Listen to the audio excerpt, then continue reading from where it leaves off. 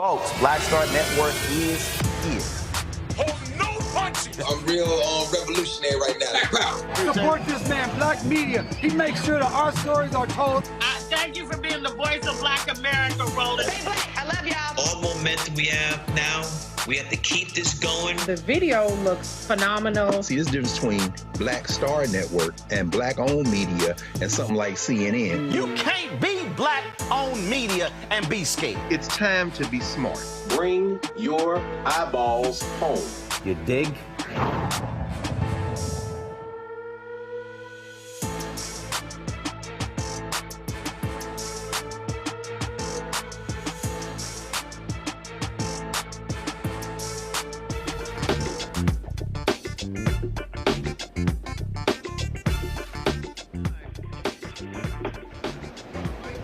Folks, today is Thursday, July 18th, 2024.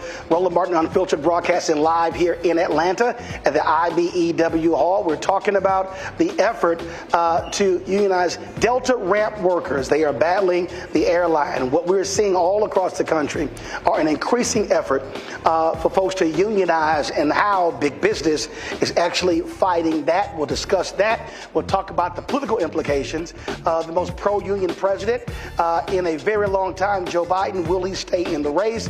Your Vice President Kamala Harris.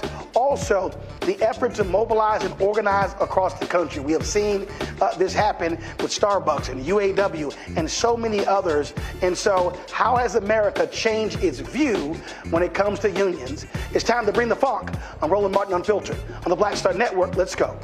He's got it. Whatever the miss, he's on it. Whatever it is, he's got the scoop, the fact, the find. And when it breaks, he's right on time and it's rolling. Best believe he's knowing. Putting it down from sports to news to politics. With entertainment just for kicks, he's rolling. It's on go, roll, y'all. It's Roland Martin, yeah. Rolling with Roland now. He's funk, he's fresh, he's real, the best, you know he's Roland Martin now.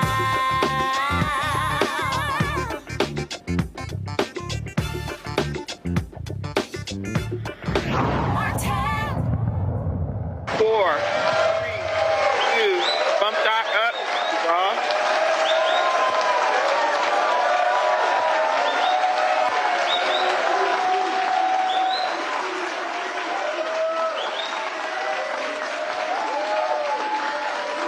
In Atlanta, EW Hall, for a special presentation of Roland Martin Unfiltered. And we're talking about what we're now seeing all across the country, and that is workers who understand when you look at companies with record profits and how they're not necessarily sharing those with workers. You got folks who are demanding better wages, better conditions, and the way to do that is through collective bargaining. And so here in Atlanta, what you have going on is the effort when it comes to unionizing Delta ramp workers. Now, many of us fly, and we just walk right past folks all the time. When you're getting on and off the plane, the folks who are sitting here taking the bags off, when it comes to also making sure that we're able to push back on time. So many people just ignore those workers. But the reality is we saw during COVID what happens when we talk about those frontline critical workers. Without those individuals, a lot of us are screwed. But do we think about working conditions? Are we thinking about them time off? Do we think about also wages? And so that's what this effort is about. And so joining me right now to get this conversation started is the General Vice President for the IAM Air Transport, Richie Johnson. Richie, how you doing? I'm doing great, Roland. Thanks. All right, so let's get this set off. First of all, again, for the folk watching who ain't got no clue what ramp workers do. All right, well, your ramp workers are the folks that get your bags on the plane, make sure that they're there when you land in your destination. They do a very physical job, but it's also a very dangerous job. You know, a lot of people don't take into consideration just what they go through on a daily basis. You know, you're around jet engines. There's a lot of heavy equipment out there. A little noisy. It's just a little bit noisy. And let's not forget the weather. You know, this time of year, it's extremely hot. In the winter, it's very cold in a lot of the destinations. So these folks, you know, they do a critical job. And it's not just about picking up a bag and throwing it on a plane. I mean, they're making sure that your stuff is taken care of. Folks don't realize in Texas and Florida, where you have Republican governors who actually had laws passed where they said cities could not mandate water breaks for folks who work outdoors.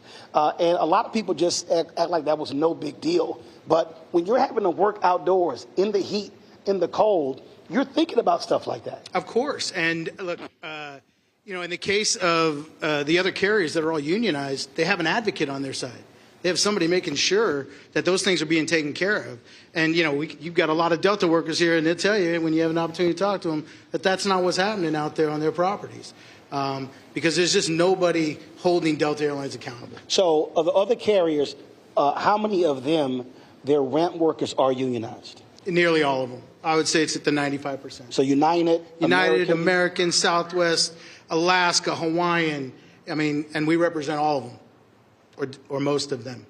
How long has this fight with Delta been going on? Oh, it's been going on for decades and decades, but it really reached a pinnacle, when there was the merger between Northwest and Delta Airlines. At that time, the Delta folks were represented by the Machinists Union, my union, and there was an election. And so, we lost that election by a very narrow margin. I think it was about 300 votes when you're talking about 15,000 people. So 150 people changed their vote, and we're not even having this discussion today. But so that battle's been going on full tilt since then. There's been, it's interesting actually because, there's this misconception out there that unions are out there, hunting after people to organize. The reality is we were invited to this party. So explain that process for the person at home who doesn't quite understand how these things work. Because we hear about elections, we hear about companies saying, we don't like folks coming in. Walk through that process. What does that mean you were invited in? So what that means is that the employees at any carrier that are non-union, or any company for that matter, even outside of the airline industry, they have to have a showing of interest. They have to come to a union and say, we want to get organized. We want a union on our property. That's employee-driven. 100% employee-driven, because, quite frankly, we'll never win an election if it's just because we want it. The employees have to want that. They have to advocate for themselves. They have to fight for themselves. Ultimately, at the end of the day, when they do become organized or unionized, they're the union. They're the ones negotiating their contracts. Of course, we're helping, we're advocating, we're giving them tools, we're teaching, we're giving them all the things they need to be successful, including our assistance. But at the end of the day, it's their union. They own it. So what then happens is they invite you in, and then what's the next step? So the next step would be to get an idea of what size unit we're talking about, how many people have shown interest to get involved, how do we build inside committees, and come up with a plan of action, both an internal and external plan for how we can have a successful drive. But before we do any of that, we talk to the employees, we have informational meetings, we get feedback from those employee groups to see just how serious they are and if it's something that they think that they can fulfill. And so these are ramp workers across the country. And so when we're talking about this election, how is that scheduled? How does that process work? Yeah, it's a tough process because we fall under the Railway Labor Act, and that's no easy task. There has to be a showing of interest. 50% plus one of the membership has to sign a card saying that they want an election. And when you're talking about a Delta Airlines, you're talking about a very significant number. So basically, you got to have like a pre-election before the election. That's correct. So 50 plus 1% has to say, we want an election. We want an election. Now, we present those cards to the National Mediation Board, who governs the Railway Labor Act. They go through that. If there's enough cards, they'll call for an election. And then, once the election happens, I will say that the Railway Labor Act has changed a little bit over the years. In fact, under Barack Obama, it changed pretty significantly. It used to be you didn't necessarily have to have 50% plus one card signed. You could have less than that. You could have a significant showing of interest, and the board could decide to have an election. But in the election, you had to have 50% plus one in order to get certified. That means anybody that didn't vote was an automatic no vote. Now, under Barack Obama, that changed. He changed that. Wow, so anybody who didn't vote was automatic no vote? It was an automatic no vote. You had to have 50% plus one of the total group vote in favor of the union. Now, there's no democratic process in this whole country that is that difficult. That you wouldn't have there'd be no elections. No one would ever get elected if 50% plus one had to vote for a single candidate. That sounds like a good idea in some places. Yeah, no, I wouldn't argue that with you. Go ahead. You know, I could think of a couple. But under Obama, that changed. And so the way it changed was you had to have a 50% plus one showing of interest of signing of cards. But when the election happened, it was a majority. And that was significant. Makes it getting to an election more difficult. But once you get to an election, those that participate decide who's going to be. So where are you in this process? Where are you right now? You know, I'm really glad you asked that because I think this is. Of course, I was going to ask that. Yeah, well, I was hoping, and if you weren't at commercial break, I might have mentioned, hey, you know, I could really use this question. Ain't my first rodeo, Richie. Well, now I know. Look, it's really important that this question is important because it's important for the Delta employees to hear this answer. Under the Railway Labor Act, the cards you sign are only good for 1 year. Okay, they're good for 1 year, then they expire, and you have to sign another card. That is very difficult when you're talking about 19,000 people in 46 different locations. Wow. Yeah, it's significant. And so this group of people that's sitting in this audience today, you know, I have to give an enormous amount of credit to both the Delta employees and the folks that are out there organizing, because we started this in November of 2022. And since that time, we have actually collected from the number of people we would need to have an election. More than 8,500 people have signed a card, which is a big deal. That's a big deal because, you know, they need to take ownership of that, and they need to know part of the problem with this 1 year bar. If we had 2 years, we'd be having an election today. The people's choice would have been made to go to an election. But because it's a 1 year, people get discouraged. They get tired. They sign a card and the card expires and it's been 15 years. Are we really ever going to have an election? What's the point? The point is sign another card because you're there. You did it. You got there. You made it. You got the cards you need. We get those people to re-sign their cards. We're having an election next month.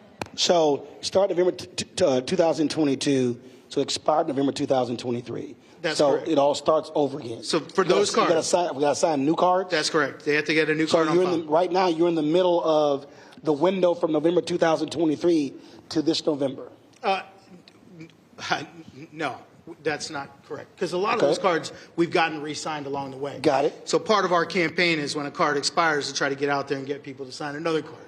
So no, we don't. The cards that were signed in November of 2023. You know, a lot of those have been re-signed. Got it.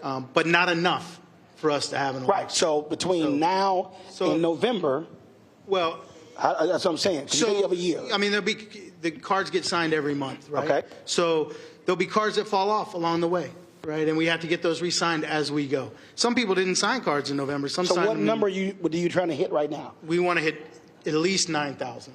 But I think that the reality is that we're going to come closer to 10 or 11,000. Easily, without a problem.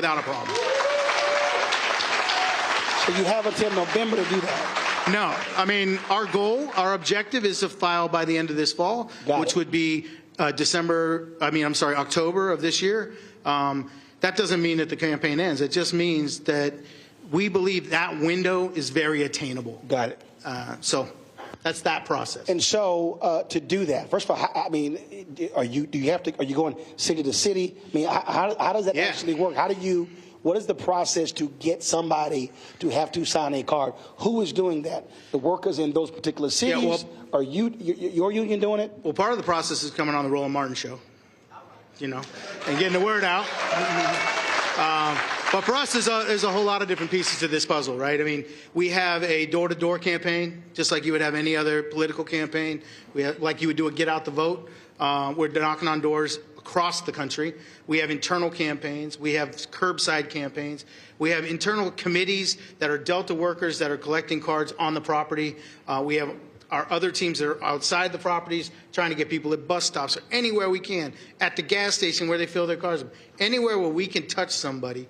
If we have an opportunity to talk to them, it's a no-brainer. I mean, it's a 70, 80% conversion rate every single time.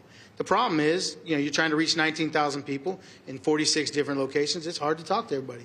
So we made this massive commitment this year that we were going to door knock 100,000 doors. Now, we're talking about 19,000 people, but not everybody answers the door, especially when a stranger comes a knocking, right? So we have to go back. We have to leave our card. We have to continue that process. Okay, somebody at home who's watching or listening, they're saying, I don't understand. If you got 19,000 workers and you're knocking on 100,000 doors, who the hell door are you knocking on? Well, we're knocking on the same doors a lot of times. It's only about 10% of the doors we knock on that someone answers. When they answer, 8 out of 10 sign. But you have a list of who these workers are, right? Yep, so we keep going back. To me, it shouldn't be that hard if they're working with other people. It's kind of like, say, bro, you signed that damn card? Yeah, you would think, boy, but Roland, man, I wish it was that simple, but unfortunately, it's not. Man, you lucky I ain't a ramp worker because I be threatening people. Sign a damn card. Yeah. Well, hey. I mean, like. Well, lucky for us, we got a lot of those folks in this audience, right? I mean, for me, I've always said I hate parking lot militants. That's the people who talk trash in the parking lot. Man, we need this. And then when you go in the building and then it's time to call somebody out, you're like, hold up, where'd you go? Oh, yeah. You're a parking lot militant. Yeah, but you got to also remember the culture that we're living in here in Atlanta, with the Delta Airlines. This is the mothership, right?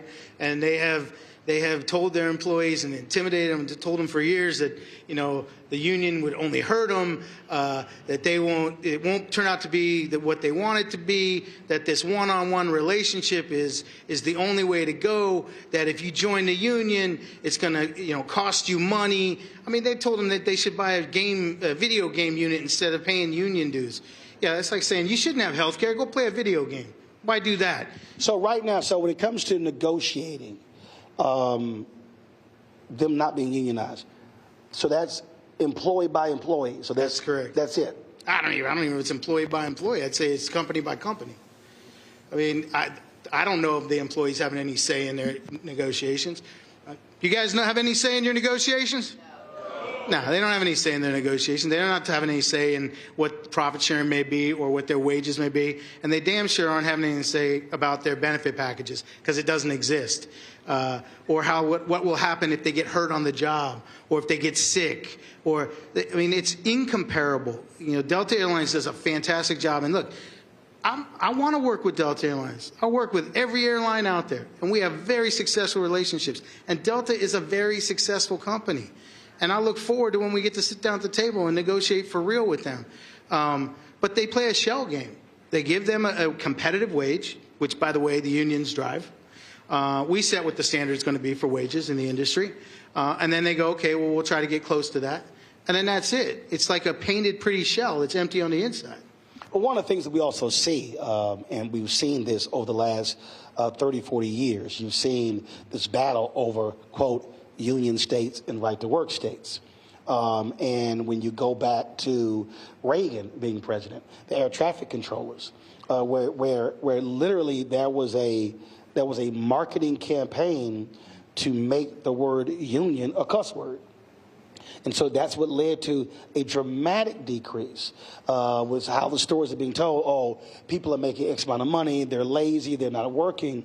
But what we've now seen, and we're going to discuss this a little bit later with our panel, what we have seen, really, I dare say, in the last 5 to 8 years, there's been a massive resurgence. When you get that Supreme Court case that a lot of unions thought were going to put them out of business, it actually caused more American workers to say, wait a minute, I grew up told this was a bad thing. Now people are saying, whoa, this is not a bad thing.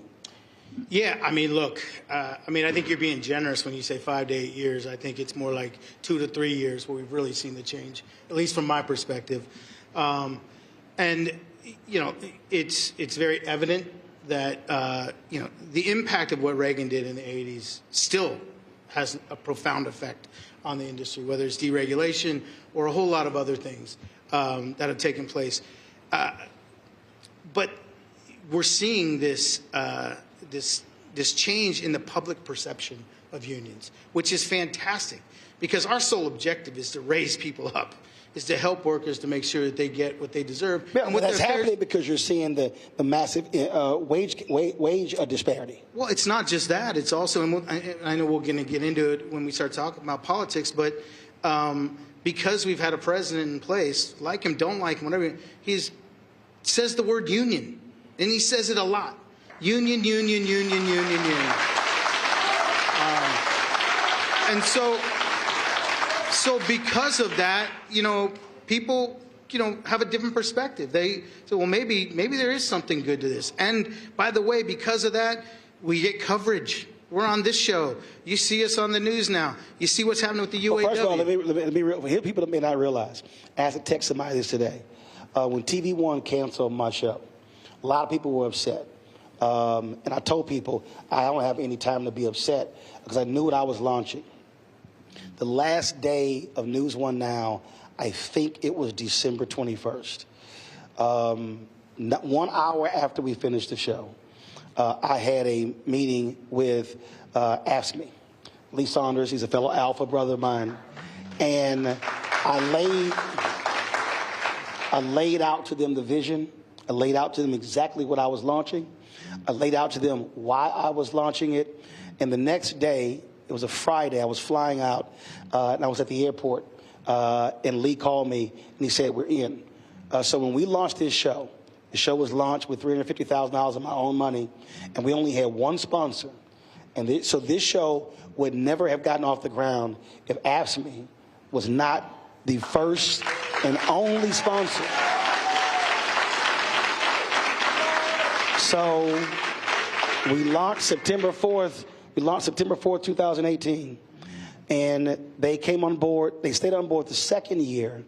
And by the time we got to March, April 2020 was when we got into the black and been in the black ever since. But the only sponsor that we had the first 2 years was AFSCME. Well, unions do a lot of good things. And I'm glad they were there to support you. And I appreciate you being here to support us. And look, because of all that's transpired, union is not a 4-letter word. It's a few. It's 5 letters. Thank you. I'm glad that you got that figured out for me. Because I was doing this, and I was hoping I'd have enough fingers. I started looking in your eyes. Like, Richie is 5. Yeah, thank you very much. But it's something that we can be very proud of. I've been proud of it for a long time. And you talk about the good things that that a union did to help you out. And look, there's no other industry that's been more impacted by unions than the airline industry. I mean, quite frankly, most of these airlines would not be in business today if it wasn't for what the unions have done to keep them in business. Right. Now, that's not my opinion. That's not something I go, oh, I feel this way. That is just a fact. And I've been around a long time. This will be my 36th year in the industry, and I've been doing this for 25 years. And so I've seen bankruptcies, I've seen the restructurings, I've seen it all in this industry. And when I say that we saved the airlines, look, I can go back to 1994 when United Airlines was about to, we had CEOs at the time like Frank Lorenzo and others like him that were out buying up stuff and selling off airlines, right? Well, there was a guy at United named Stephen Wolf. He was going to do the exact same thing. It was the union, the Machinists Union and ALPA, that with their members, their employees, bought that airline, 51% of it, to keep it in business, and it exists today because of the unions. It doesn't stop there. That's 1994. In 2001, after we had, this horrific World Trade Center, just horrible moment in our history, the airlines were about to go out of business. Yep. It was all unions that went into courts and restructured their contracts to keep them in business. That wasn't, a little thing. That was a big thing that kept all airlines, American, United, the megas out there. We kept them in business. And just as recently as the COVID pandemic, it was the unions that went to Congress and the unions that went to the government and said, we need airline bailout or they're going to go out of business. And they would have been out of business very quickly. The unions saved the airline industry.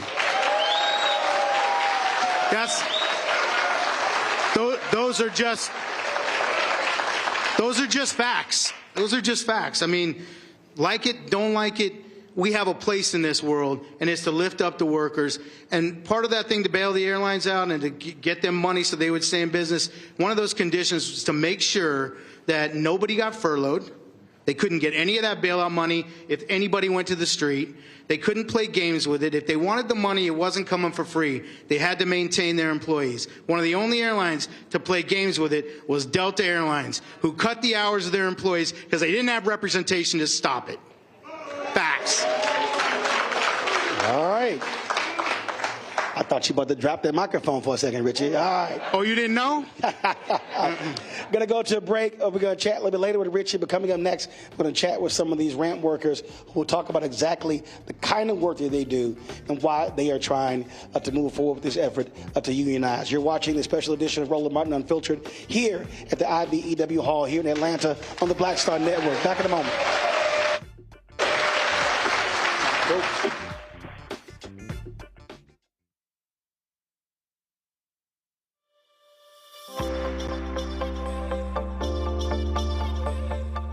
Hi, I'm Danny Glover. Sign your IAM card today.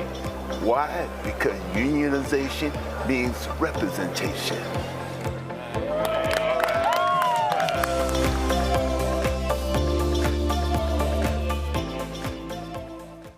Hatred on the streets, a horrific scene, a white nationalist rally that descended into deadly violence.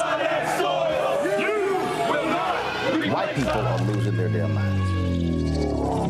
As an angry pro-Trump mob storms the U.S. Capitol, we've seen shooting. We're about to see the rise of what I call white minority resistance.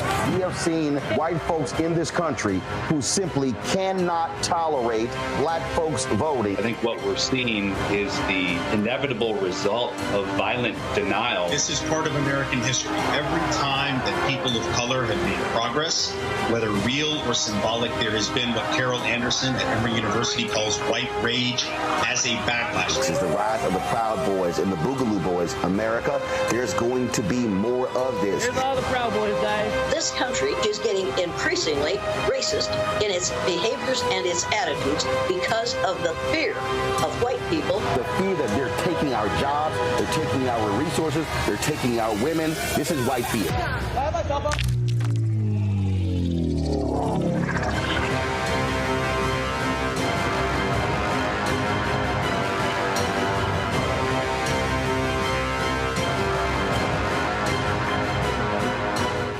Talk about blackness and what happens in black culture. We're about covering these things that matter to us, speaking to our issues and concerns. This is a genuine people-powered movement. There's a lot of stuff that we're not getting. You get it, and you spread the word. We wish to plead our own cause.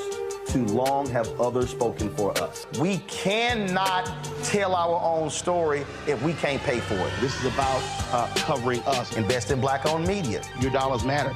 We don't have to keep asking them to cover our stuff. So please support us in what we do, folks. We want to hit 2,000 people, $50 this month, raise $100,000. We're behind 100,000, so we want to hit that. Y'all money makes this possible. Check some money orders. Go to P.O. Box 57196, Washington, D.C. 20037-0196. The Cash App is $RM Unfiltered. PayPal is R Martin Unfiltered. Venmo is RM Unfiltered. Zelle is Roland at RolandSMartin.com. Me, Sherry Shepard, and you know what you're watching, Roland Martin Unfiltered.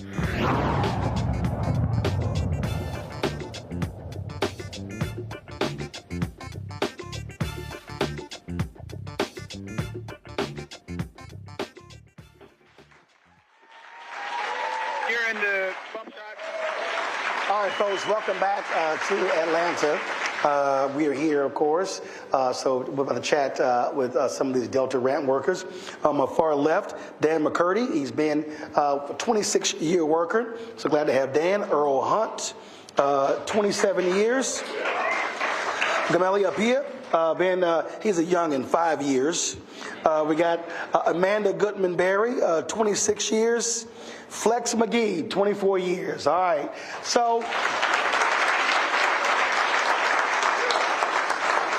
So we'll start, Earl, you're the longest, so we'll start with you. Again, for the folk who don't, and again, who don't understand, your typical workday. My typical work day, I work on mid-shift, so I'm a ramp agent. So my primary responsibility is to make sure aircraft comes into the gate safely, we load and unload in a safely manner. We have guys working on the inside in operations that's doing weight and balance to make sure the plane is balanced at a particular weight so the plane can take off at a safe rating. Manual labor work, offloading bags, offloading and unloading cargo, mail and freight. We have to do it in a safe manner to make sure our customers have a departure on time.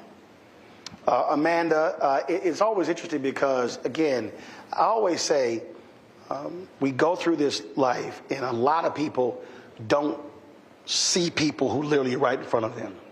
They don't necessarily think about how these things actually get done. So for you, walk through what you do in terms of and what their job is. Thank you for the question, Roland. What I do on a daily basis, I work in what we call the bag room.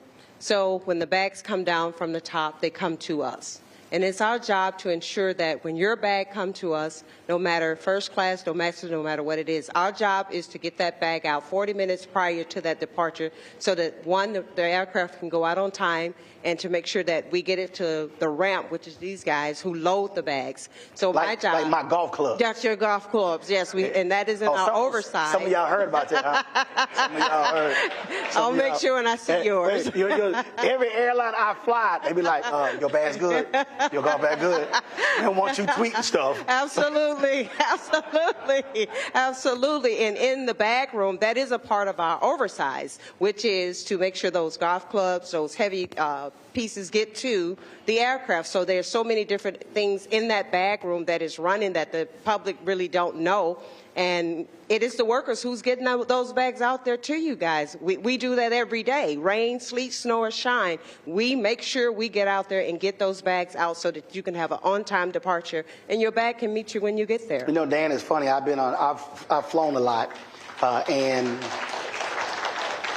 so I'm like 800,000 on Delta, 1.2 million on United, like 800,000 on American, and it trips me out like when the storms. And people be on the plane and they're like complaining, man, why can't we take off? And I'm like, fool, there's lightning in the area. The workers on the ground can't be on the ground when there's lightning. And then because I also play golf, you typically have to wait 30 minutes after the last lightning strike to come back out.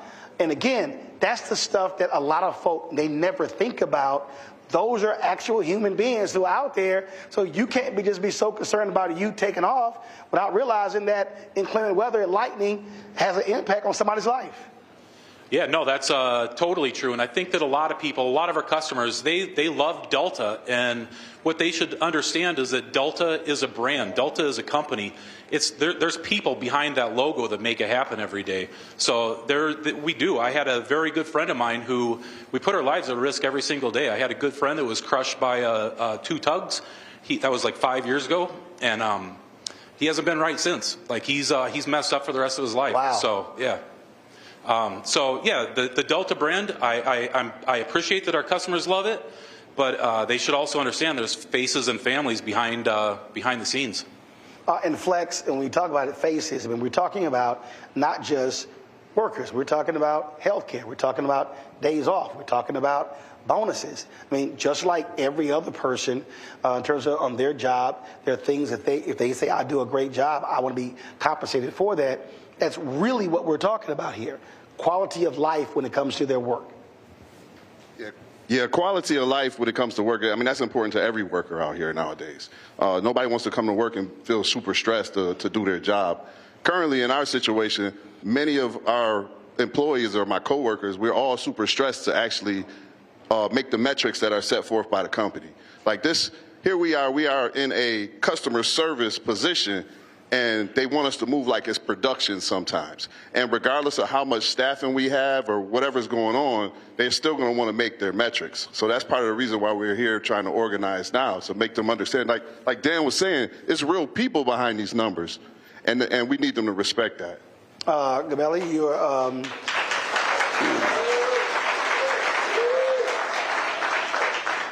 you're the youngin' on this panel. So for you, what has your 5 years been like? My 5 years has been interesting. Okay, anytime somebody start off saying it's been interesting, they trying not to really go there. So how has it been interesting? It's been interesting because I've done ramp work before for another company, another Fortune 500 company that had a union. So it was real eye-opening for me when I came to Delta and see a company without a union. What's the difference? The equipment, staffing, healthcare, basic respect. I can go on, but those are just a few of the things that was shocking to me when I got and I'm sure you're sitting there going, man, over here they like, look, dog, we ain't trying to hear all that, okay? We ain't got, just see, you probably had them conversations. And that's the challenge with a lot of my coworkers because for a lot of them, it's the best job they ever had. So when you say it can be better, a lot of them don't believe you. And the other shocking thing is when some of my coworkers who are anti-union, I've been in a union before, so I know the benefits of having the union protection, and I'm telling you it's better, and they will argue you up and down that it's not better, but they've never been in the union before. So that's always shocks me. So for the 5 of you, how have y'all dealt with that? What have those conversations been like, you trying to persuade your coworkers to go along with this? Anybody can jump in. Well, I know in Philadelphia, it's not really that difficult because Philadelphia is basically a blue-collar city. So, an example. So you're in Philly? Yes, I'm in Philadelphia. You? I work here. Atlanta? Minneapolis? Atlanta. Minneapolis, okay. Go ahead, Earl. For a prime example, when I was Northwest many years ago, half of my career is 14 years has been with Northwest. The other 13, 14 has been with Delta. It's always, when I was with Northwest, where we used to have teachers, policemen, firemen. They used to take this as a part-time job, and they used to work there for many years, 10, 15 years on a part-time basis. When the merger came, and we had lost the union, like Richard was saying, like probably about 300 to 500 So you had a votes. union at Northwest? Correct. Go ahead. We had a union at Northwest. We was fully unionized. 6 to 7 work groups was fully unionized. So what happened was when the merger came about, by federal law, there had to be a union election for the survival if the union was going to survive the property or not. So we had lost roughly 300 to 500 votes. Then we had to transition over to Delta into the non-union world. So what happened was, when that came about, all of our work rules, all of our benefits that we had with Northwest was basically gone. For an example, in the Northwest world, we used to have what was called OJI, or on-the-job injury. And what it is, every time you swipe in, you will get an accrual of a certain hour, and it builds up into a bank. And that OJI, that on-the-job injury, was used for if you got hurt, you will get compensated. We used to have sick time at Northwest. Same scenario. You come into work, you swipe in, and it's accrual. It's a bank of hours. When we came over to Delta, it was basically gone. Delta, and the type of work that we do, all 5 of us on this panel, it's a manual labor. It's a labor job. It's physical. Correct. It's a labor job. So when people are stuffing them bags, somebody has to lift, carry, toss, all that. Correct. And when we transition over, Delta workers have no sick time. Delta workers have no OJI time. No sick time? Correct. No sick time.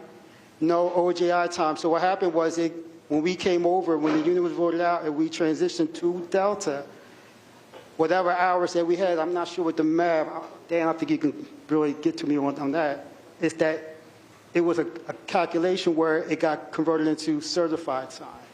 But that's something that you will really never use. So our sick time and our OGI time was basically gone. So what Delta uses is called PPT, paid personal time. They use it for anything. If you call out sick, it goes off PPT. If you want to leave early, it goes off PPT. But we don't have a true sick or OGI time. And that's the same thing if you go on short-term disability. We only get 60% of that. 40% is being withheld. So I was hurt. 40% of your salary? Correct. Got it. It's just only 40% of your salary. So, I'm sorry, 60% of your salary. You're only getting 60% of your salary. 40% is being withheld. Yes, it's being withheld. So for a job that we do every day, and then you're only getting 60% of that, that's unacceptable. And that's been going on for years. So have you had these conversations with workers, and what is that? Have you dealt with the resistance from some?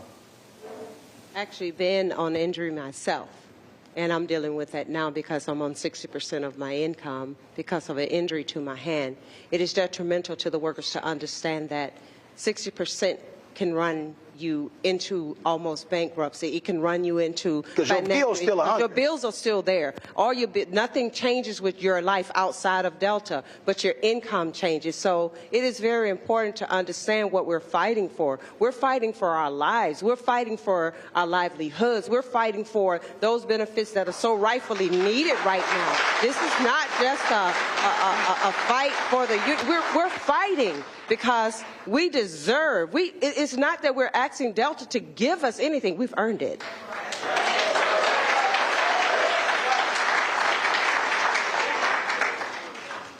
Yeah, I mean, I don't know how to follow that up. You're exactly right. We have earned it.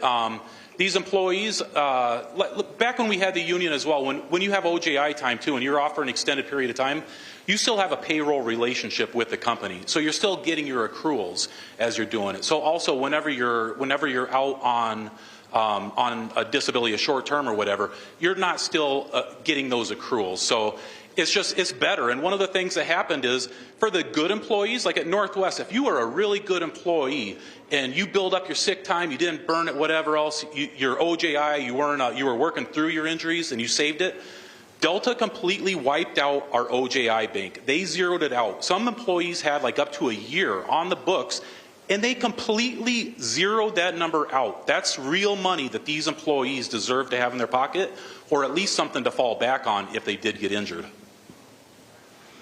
When you talked about the conversation, and you're absolutely right, and we've seen this in other efforts with Amazon, with UAW, and others. You've had pastors and other people say, oh, no, don't do this. Because for a lot of people, it's fear. There's the belief that, oh, if we do this, I'm going to lose my job. If we do this, we're going to see massive losses. And so there are folks who say, I would rather not go down this path than the chance that. And so how do you talk someone beyond that? Well, first of all, I tell them it's ridiculous because Delta is already a union company. Our pilots are unionized, our flight dispatchers are unionized, and our co-workers in Canada doing the exact same job as us are unionized. But upper management from Delta likes to make it seem like if we form a union, the company's going to go out of business. So I think the flight attendants are also trying to get unionized too, right? Yeah, they're. So your point. So the point you're making. So the point you're making is not like there's no union whatsoever in the whole company. Exactly. And other thing I find funny is when you look at in our industry, we are the best. That's without a doubt. If you look at all the metrics, on-time arrival for baggage, fewest cancellations, and it's us doing it. But when you look at the benefits and the pay, we're like third in a lot of them areas, or second, or close to the top. So your deal is, if we're number one, we should be number one in pay and benefits. Exactly.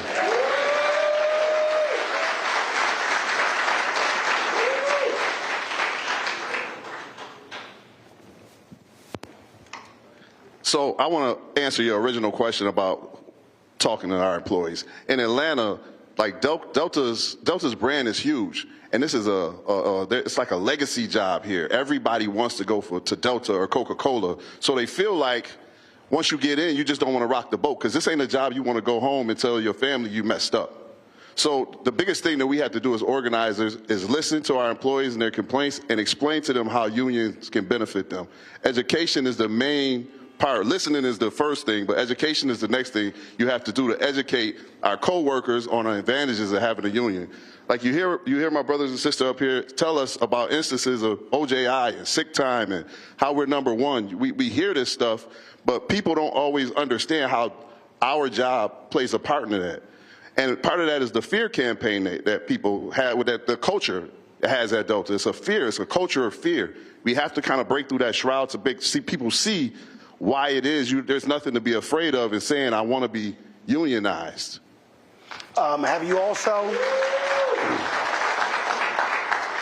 any of you leaned on your fellow workers for other airlines to help explain to folk what life is like for them with a union and without? Have you done that? Anybody? I think Dan would be good at that one. Yeah, I mean, our sisters and brothers at the other airlines are helping us out every day to educate our coworkers around the system. And I mean, the beautiful part about it for us is that 4 out of the 5 of us are pre-merger Northwest Airlines. So we've lived basically half of our employment lives as unionized workers, and then we've lived the other half as non-union. So if unions were so bad, you'd think that we would really be trying to go back and pay dues. And it's kind of funny, I mean, the company does all these talking points, like trying to scare the employees away from joining the union and these things. But the IAM is also, they commit to every new group that you're not going to pay 1 single penny in dues until you've negotiated a contract and you voted on to accept it. So would you ever agree upon a contract that is not going to be more than what the dues gets you? It's just, the unfortunate part is the company has, they have the audience. They can reach every single employee in the stations that we have, and it's very difficult for us to counter that because we're out working flights. They've got an advocacy policy that is very tight against us. I can remember years ago, they were putting up flyers and leaflets and these 7-foot banners in our hallways. Well, that's not owned by Delta. That was leased by Mac. So we said, you know what? Let's go ahead and let's go get a 7-foot banner and put it right by there, a pro-union banner, put it right by their banner, see what happens. Well, we did it. You know what happened about an hour later? They went out there, they not only had the Metropolitan Airport Commission remove ours, but they removed everything that they had, whether it was union or not, from their hallways to make sure that our pro-union message was taken down. They had occupied that area for years, and then once we try to get an equal voice, they squash it by removing our stuff. So, you know, this is an unfair fight, but you know what? The workers are realizing it, and they are standing up, and our other sisters and brothers from all around the system are helping us.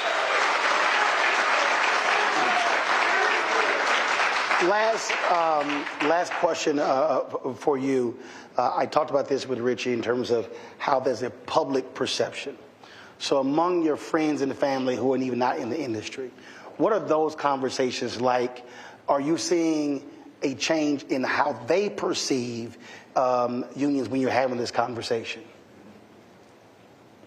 I know, like for me, like my family knows, and my friends, they know how passionate I am about this. So when I come and I start telling them stories and everything, they fully understand and support the fight that I'm in. As far as it doesn't change, like if they're going to fly with them, but it does say they will go out and they will support my movement by sharing posts or talking to other people about it. Or if they, like my mom will see somebody, when she visits here, she'll see somebody, they go Delta worker, like she be kind of like, go get him. You know what I'm saying? You know him? So we like, I do get, for me personally, I do get that type of support from my family and friends when it comes to the fight that we're in. And I'll just add to that 100%. My family truly supported because we come from a labor family. We come from farms. We come from Mississippi. And so that played a critical role in our lives every day. So when my family and I were talking, they're like, go get it. go get what you guys earn. Go for it. And that is important because we need that from not just our families, but our family that's sitting out here in front of us today. These people, we're an amazing group of people, and we just deserve to be rewarded for our amazingness. We are amazing. And give yourself a clap in hand, because we are. Earl? My thing is, it must be in my blood, because I had 4 uncles that were in the airline industry, U.S. Airways, U.S. Air, and same thing. My wife, when I come home, she asked me questions, what's going on? I said, it's a calling that I have to do, because when I was Northwest, we had a voice. The workers had a voice in the workplace. I experienced that with Northwest. In the Delta world, you don't have a voice. You know, the company says the employees fuel the success.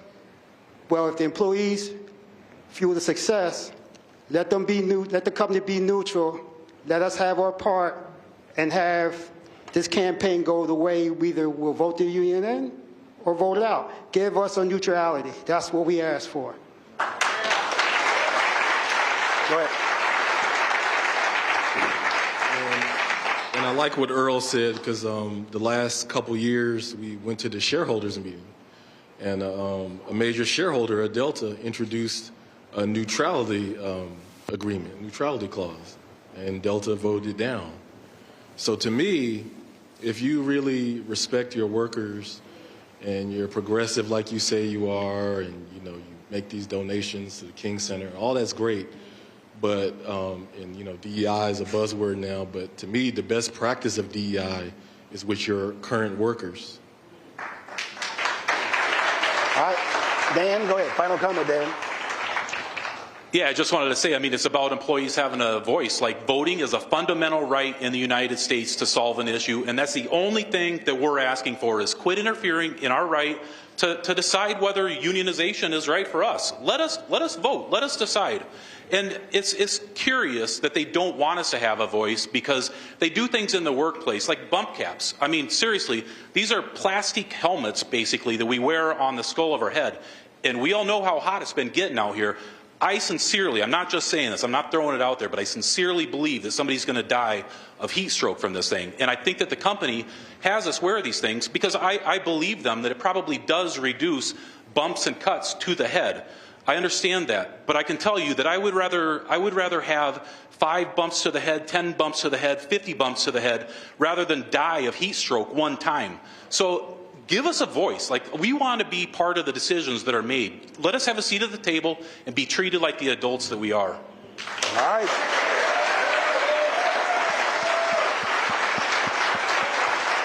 Appreciate all of you sharing your stories. We're going to go to a break. We come back. We're going to talk about organizing. A lot of people love talking about how we need to do certain things. The reality is, if you do not organize, if you do not mobilize, that doesn't happen. So our next panel will have that conversation. You're watching Roland Martin Unfiltered on the Black Star Network. Don't forget, support the work that we do. We're the only daily news show that targets African Americans in this country. I say this all the time. The work that we do, you're not going to see it with Black Enterprise or with Essence or with Blavity or with Agrio or any of these folks. We're the only one who does this show 2 hours a day, plus the other 5 shows we have on Black Star Network, speaking to the kind of issues that matter. Your support is critical. So many of these companies, you see their ads running on Fox News and CNN, MSNBC, but they don't support Black-owned media. So your support is critical. So join our Bring the Funk fan club. Check in money orders, P.O. Box 57196, Washington, D.C. 20037-0196. Cash App is $RM Unfiltered. PayPal is R Martin Unfiltered. Venmo is RM Unfiltered. Zelle, Roland at RolandSMartin.com. Roland at RolandMartinUnfiltered.com. Download the Black Star Network app. Apple phone, Android phone, Apple TV, Android TV, Roku, Amazon Fire TV, Xbox One, Samsung Smart TV. And don't forget to get a copy of my book, White Fear, How the Browning of America is Making White Folks Lose Their Minds. Available bookstores nationwide. We'll be right back.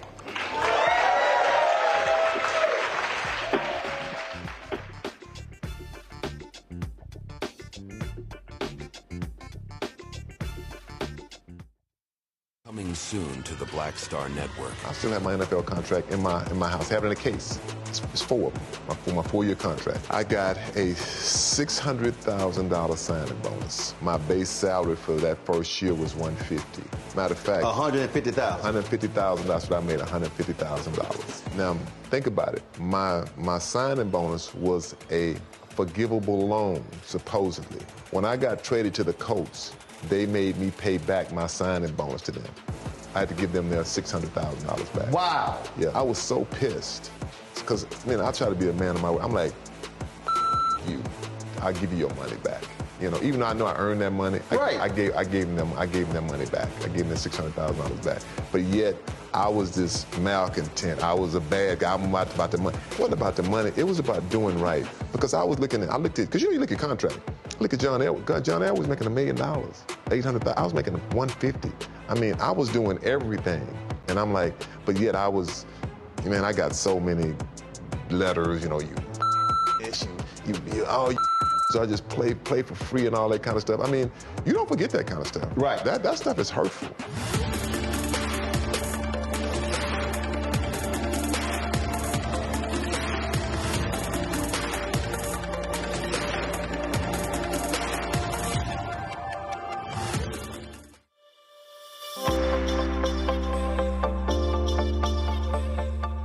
Hi, I'm Danny Glover. Sign your IAM card today. Why? Because unionization means representation.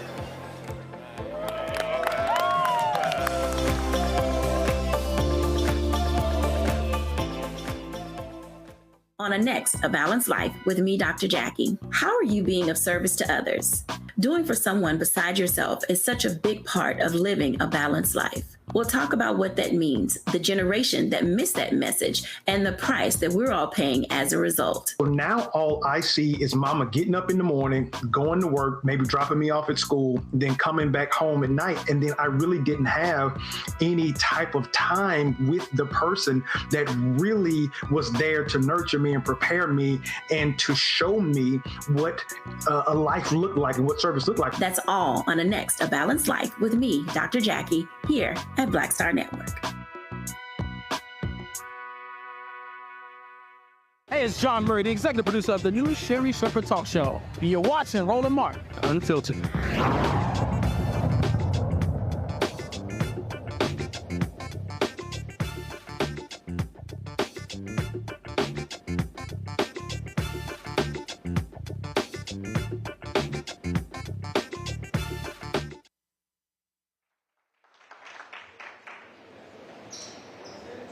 All right, folks, welcome back to Roland Martin Unfiltered. We're here at the IBEW Hall here in Atlanta. We're talking about this effort to unionize Delta ramp workers across the country, but this issue that we're seeing of unionization is not just with these workers. We're seeing what's happening all across the country. We've seen the battles that have been taking place between workers and companies, whether it's Starbucks, whether it's UAW.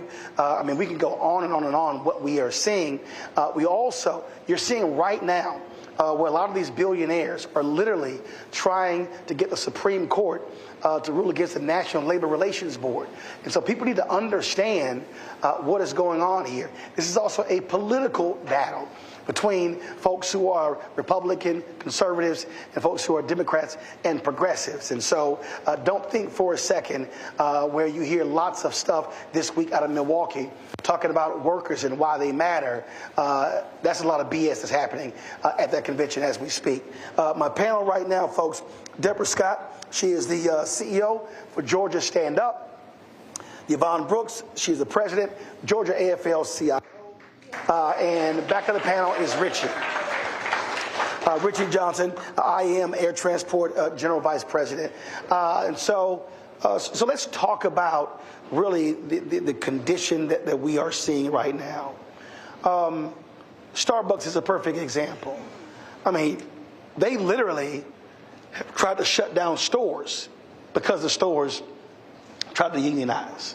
You have folks who are billionaires who are putting a level of demand on workers across this country.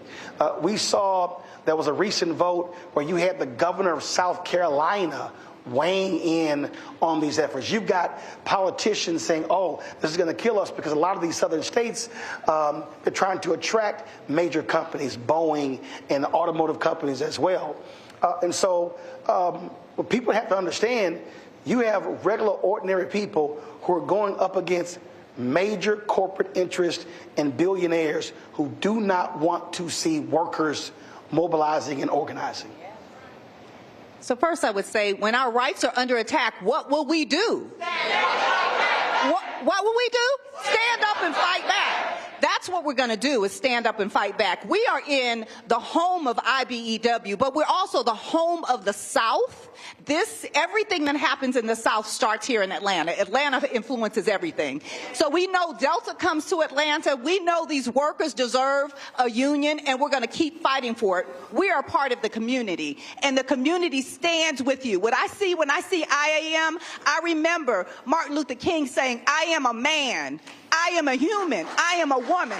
So what we see is that you are deserving of a union if that's what you want. We support you. You can't win this alone, and we stand here with you. We believe in organizing, mobilizing, and strategizing, and this is the perfect time. This is an election year. So as you sign those cards, those union cards, also make sure you register to vote and get it done.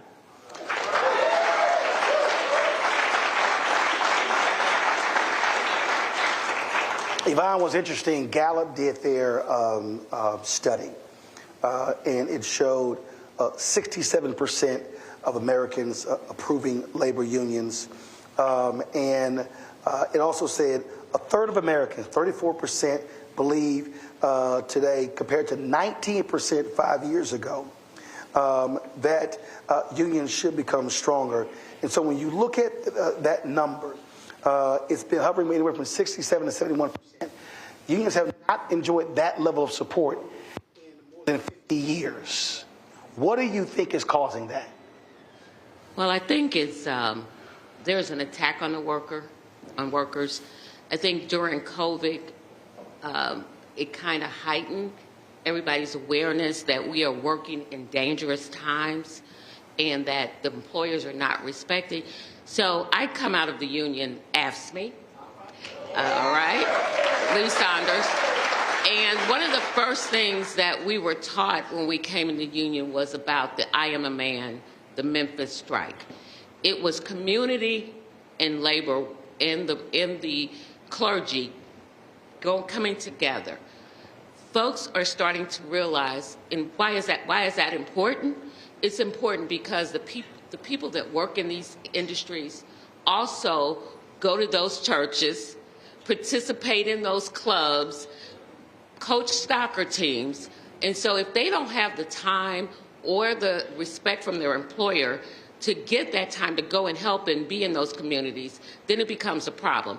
And people are understanding that they are worth more.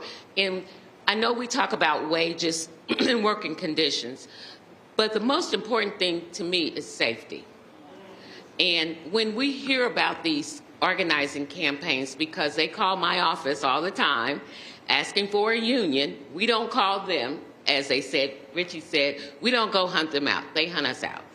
And once they call, their biggest thing is that I'm not being treated fairly on the job, it's not safe here, that, you know, I'm dealing with electricity, but there's water coming in, you know, common sense things. But if you don't have a voice, then you're afraid. So I think people are getting their voice. They're sick and tired of being sick and tired.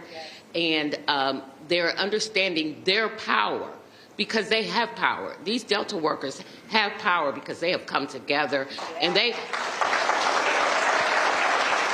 have not. I've been in this position or a position similar to this for the last 13 to 14 years.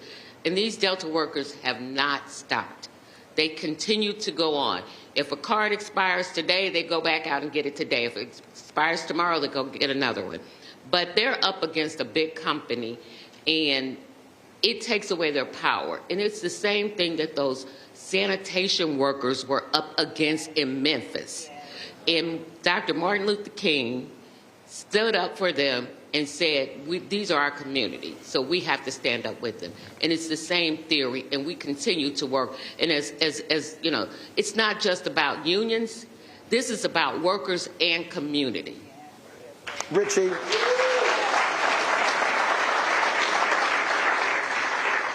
6 years ago on June 27th, the Supreme Court Janus decision came down. That was Janus versus AFSCME.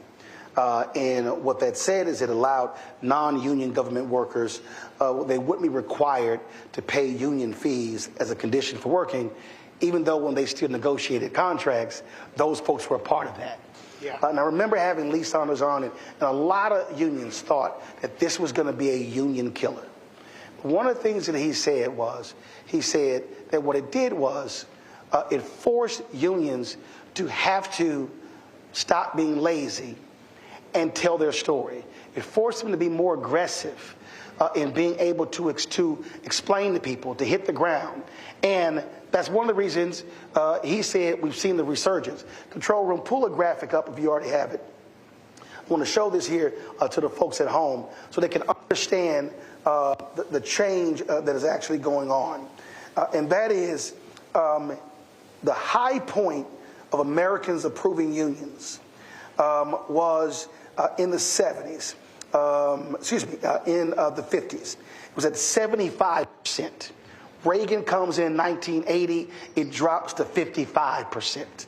It goes below a majority for the first time around 2010.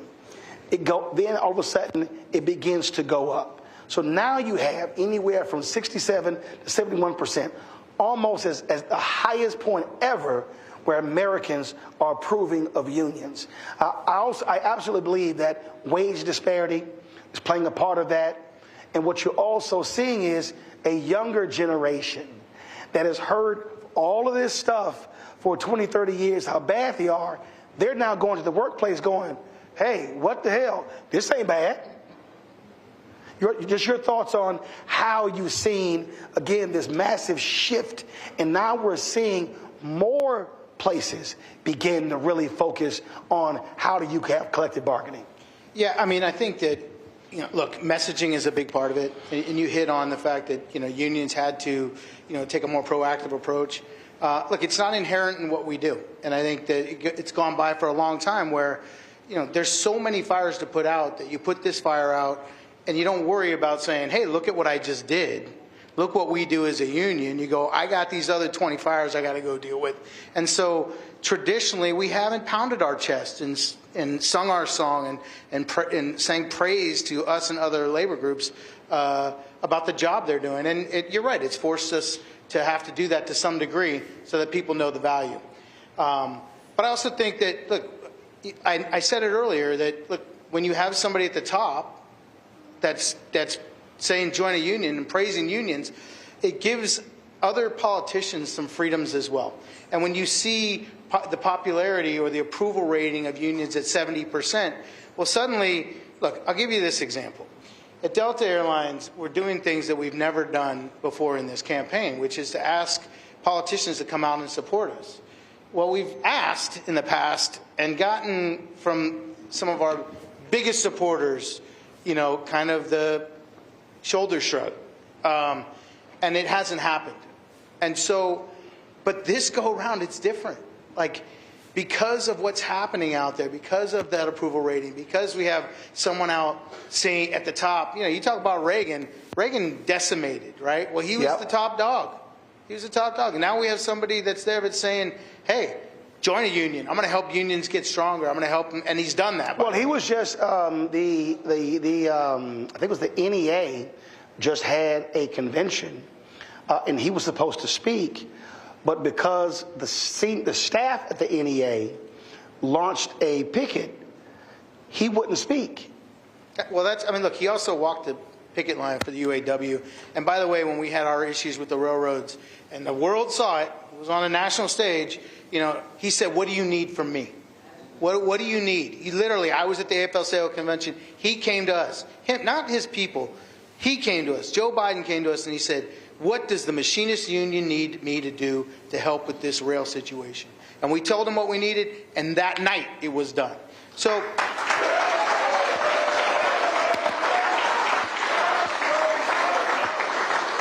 when we asked Delta, we asked congressmen and women to support us in this drive, we weren't sure what we were going to get. But you know what we got? 150 congressmen and women that signed a letter of support asking for neutrality. That's a big deal. And I mean, I could say, and I can say proudly too, that it was not just Democrats. There were 5 Republicans of the 150, 145 Democrats. Just saying. But there were 5 Republicans that have fought for us, and when they fight for us, we'll support them too. And then we asked the Senate to do the same. And the senator out of California, LaFonza Butler, senator from California, she spearheaded it. We now have 28 senators that have signed on to this, including the senators here in Georgia, Senator Warnock and Senator Ossoff, that have stepped up and signed on to this stuff. So, look, we have to do a better job of messaging. We have to get out there and tell them what we're doing. I know from my organization, we talk about that all the time, and we've done that, and it's important to tell our story. Just like it's important to tell the story I told earlier about the role that unions have played in the airline industry, it's important for us to tell the story of what unions are doing for everyday workers every single day to make their lives better. So with that, obviously I got to get your thoughts on what's going on right now. Unions have stood strong with President Joe Biden. They reaffirmed their support for him. But based upon what's happening right now, he likely is going to pull out by this weekend. Massive pressure against him. Former Speaker Nancy Pelosi. Washington Post has a story saying that essentially Obama thinks he can't win. Reverend Al Sharpton gave an interview with the New York Times today, said they talked on Monday, and he said the president should be thinking about his legacy. And so what do you make of literally the most pro-union president in decades? Somebody who has done amazing things. You talk about the Teamsters pension. If you talk about with the railroad workers, all of those different things.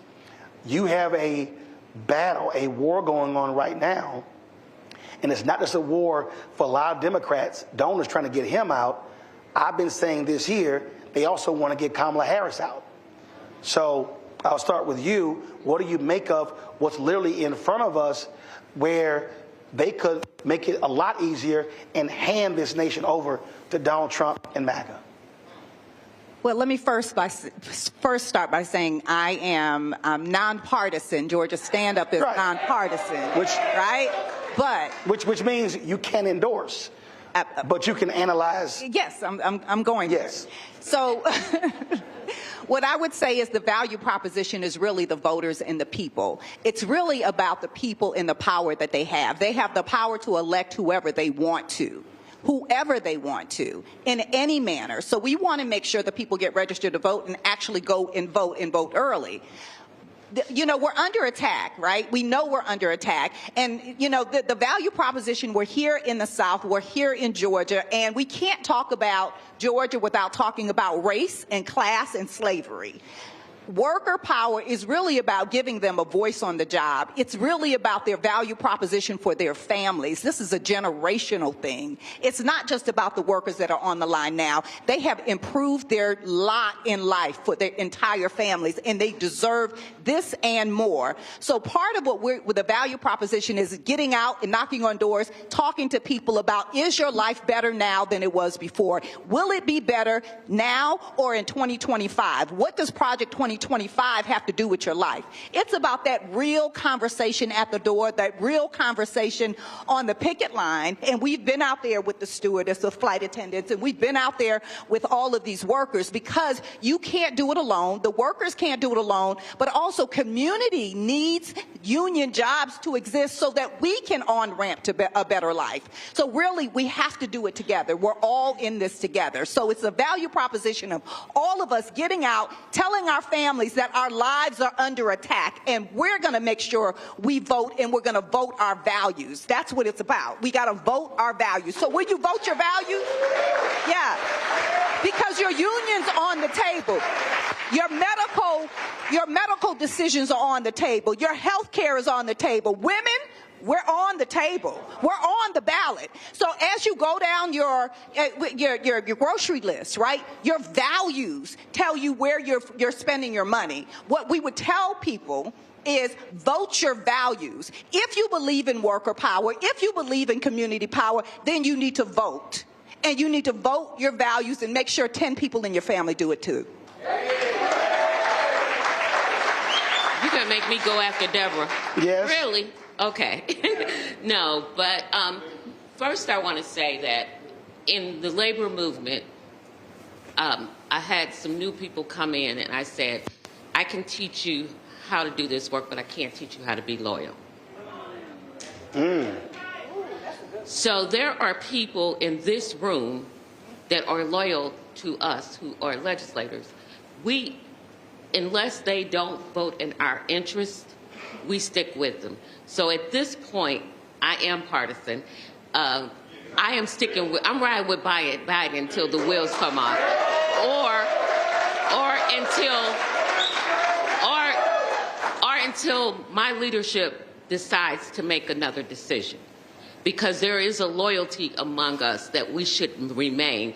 And it's kind of disheartening to me that there's a loyalty on the other side where it shouldn't be, and we're not having a whole lot of loyalty here. The other part of that, let me, and I just want to get this piece out. Georgia is #1 place to do business. It's number 48 for workers. Wow. Okay, so this is why these young men and women are sitting here fighting for their rights.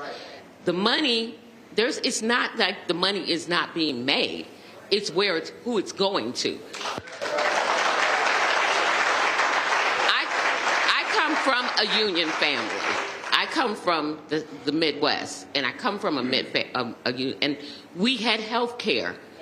My mother drug all 10 of us to the clinic that was provided by the Teamsters Union.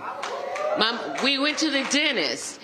We had health care. We ate well, all 10 of us. And we went to good schools, public schools, because my parents' taxes pay for that.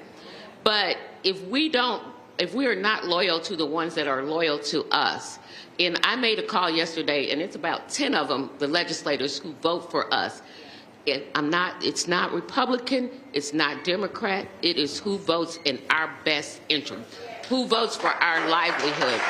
And right now, we are under attack because our governor, along with some other Southern governors, declared a war on unions. But guess what? What don't kill you make you stronger. We built capacity around the stinking bill that he put up at the Capitol. We built capacity. Our members are more engaged and understand what's at stake now. So thank you. Richie, we saw a lot of unions being ticked off this week with the Teamsters president spoke at the Republican National Convention. How'd I get that one? I'm glad you got it. Bring it, Roland. Sure. And there were folks who were saying that wasn't a sign of loyalty, especially when it was Democrats that saved the Teamsters pension. The reality is, if you're a union, look, you want votes from both sides. What message did that send? And you still have to deal with the reality that that's a party that is absolutely opposing nearly every union effort in America. Yeah, I mean, first of all, can I just quickly answer the question before? Go ahead. Because my membership deserves to hear the answer to this. Go ahead. We are the only union in the country that let our membership vote and tell us who we were going to endorse. And my membership endorsed Joe Biden.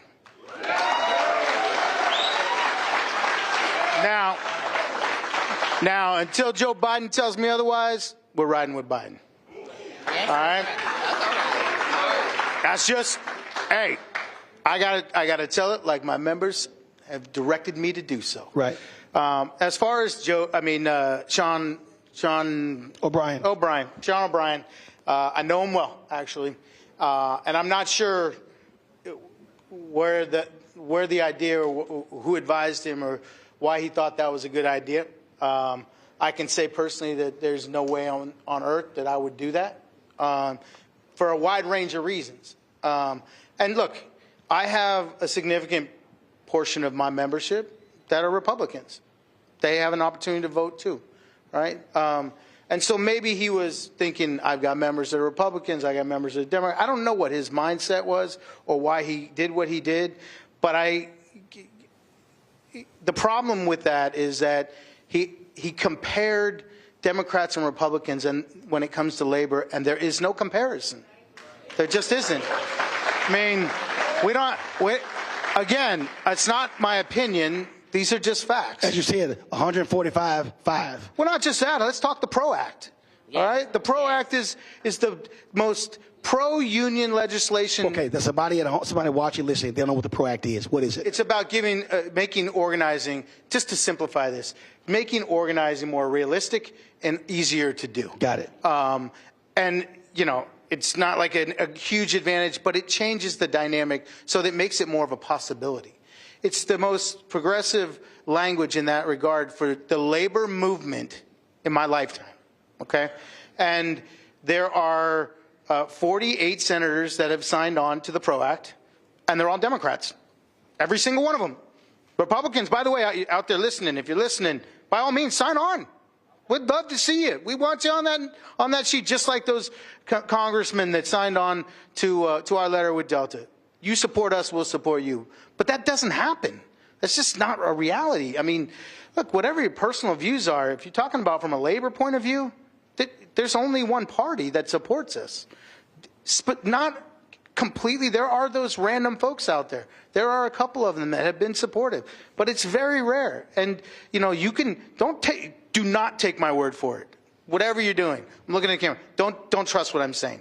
Go look up their voting records. It's very public. You can see what people's voting records are on labor issues. Like I saw when Trump picked J.D. Vance, I saw something in this person was like, oh my God, he's great for workers. Then the AFL-CIO put out a graphic and it was like 0, 0. Yeah, I mean, so it's kind of hard to say you're great for workers.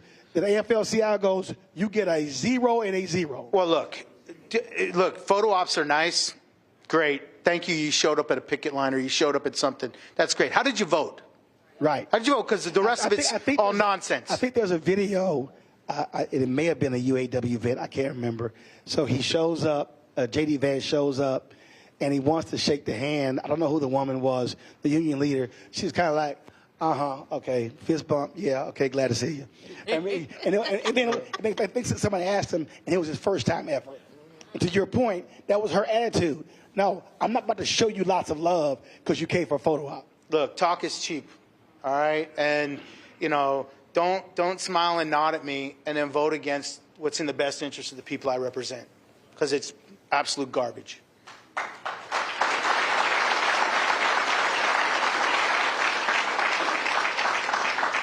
Again, what we're now seeing, because we're in uncharted territory. You haven't seen in a generation of a candidate changing midstream. President Lyndon Baines Johnson chose not to run in 1968, and so everything is in disarray. But I will say this here. I think, because you talked about loyalty, I think you got to be stupid to attack your own for 21 days and not think it's not going to show up in the polls. To me, it's the dumbest thing in the world. Trump lied 30 times in debate. Not one Republican said, let's talk about his lies. They totally ignored it. And so what I'm seeing is I'm seeing a lot of arrows being pointed internally, which to me is still the dumbest thing in the world. But what have you seen in terms of being on the ground when you're knocking on doors, talking to people? What are you seeing and hearing based upon the crap that we've seen over the last 21 days since this debate took place in this city 3 weeks ago? Well, first of all, voters have been holding it down, and black women in particular have been holding it down. And so shout out to black women holding it down. And so when we're having these conversations, we're talking to Mrs. Johnson and Mrs. Jackson and asking them about their kitchen table issues. What are the things that are affecting you? What is happening with your family? What is happening with your young folks? And what they're saying is that they feel scared about what's happening in this election. But what they're going to do is to make sure their families come out and vote. So they're going to get mobilized and organized. What we're hearing is that it's about the workers. It's about the economy. It's about how our lives can be better. But we're in control. So I don't think that everyone is as focused on the leadership of these parties as much as the values of these parties. And that's what we're honing in on. Where are your values? And make sure you vote your values. So I'm from a union family, born into a union family, married into a union family. So we're union all day long. But we're first community. We're first black. Right? We're black and we're community and then we're union, right? So we also have to serve the community that is also supporting you. So I invite you to continue to serve and support the community that has allowed you to live the lives that you're living now. So black folks have helped with this economy in the South. Black folks are on this ramp in the South. We need black folks to recognize that they have power, and they have more power if they work together. So we're talking about organizing together around issues.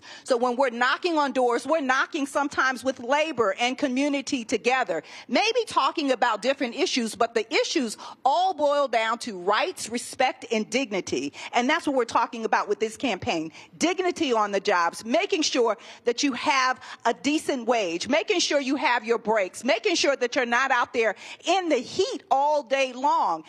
One of my friends said that she was hired at $16 an hour at Delta, and now it's at $19 an hour, and it's hard for her to get a break, right? And then she has to have 2 other jobs in order to make ends meet. If she had a union, she would not be in that situation. But also the company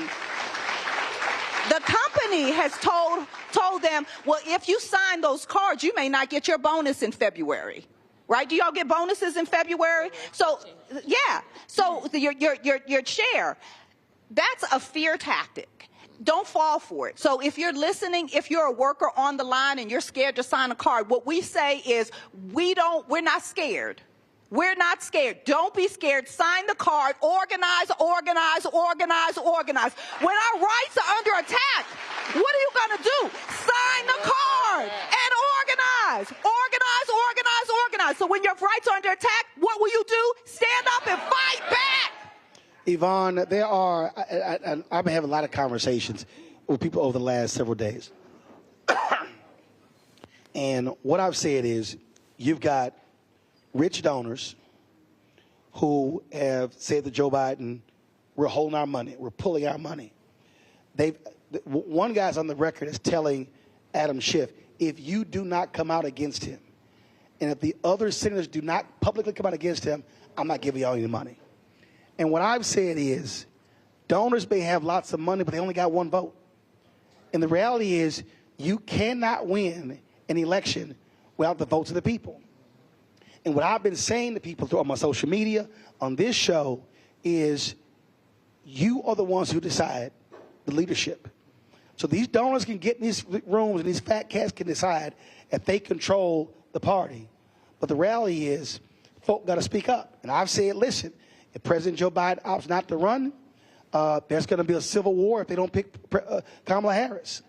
And I've said to people, let them know, F around if you want to, but it's about to be a problem. You're about to find out what's going on. Because, to your point, if you don't have the people, you have nothing. You kind of need them, and that can't be lost, I think, on a lot of these, elite Dem operatives that regular, ordinary folk chose Biden-Harris. And if you're going to beat Trump, that's the only way you're going to beat him. It's not going to happen with some rich donors in California. I agree, and that is why all of our efforts, Deborah's, ours, Stand Up, the Georgia AFL, and all of our affiliates are out there educating. We have to educate. I say this all the time to my staff. We got to get people to connect the dots. I know they hate when I say that because I say it all the time. I say it all the time, too. Oh, okay, see? And it is over the last election cycle when Warnock was in the runoff, the number of folks in the union that voted right rose because we went on a serious education. Why do you need to vote for whoever? You have to, the PRO Act was part of it. We have not supported people who have gone against us. We have people in our state legislature. And the other piece to this, it's not just who's in that White House. We have a full slate of folks that have to get elected this year. And we are ready to fight, to educate, to mobilize, energize, all of those good words that we use. But it's not words, it is actions that we are in process. We started doing our campaign last year. We didn't wait till August or September as we usually do because we know we're in a fight for our life. We're in a fight for our lives, for our members' lives, for our families' lives. I have grandchildren that I don't like them to see how this world is right now. So we have to really fight and educate. Connect those dots with people that you work with, people you go to church with, people you sit on the usher board with, on the deacon board, and even get our ministers in our churches to understand why it is you have to connect the dots. Now, I came out of a public service union, and many of our members used to say, well, why do I need to vote? I don't need to vote because you're voting in your bosses.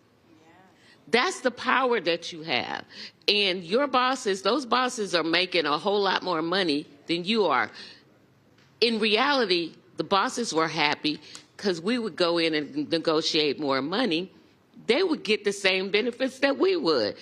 But we got to get our members to understand that it's okay to speak your voice and to want more for you and your family and not to have to go work 4 jobs and never see your family because you don't have a family then. You have jobs. That's it. That's not enough. That's not enough for me. I've been a single mom, not a single parent, but working more than one job to make sure that my kids had what they want and sitting at football games like this because I'm so tired. That's not a quality of life. You want a quality of life.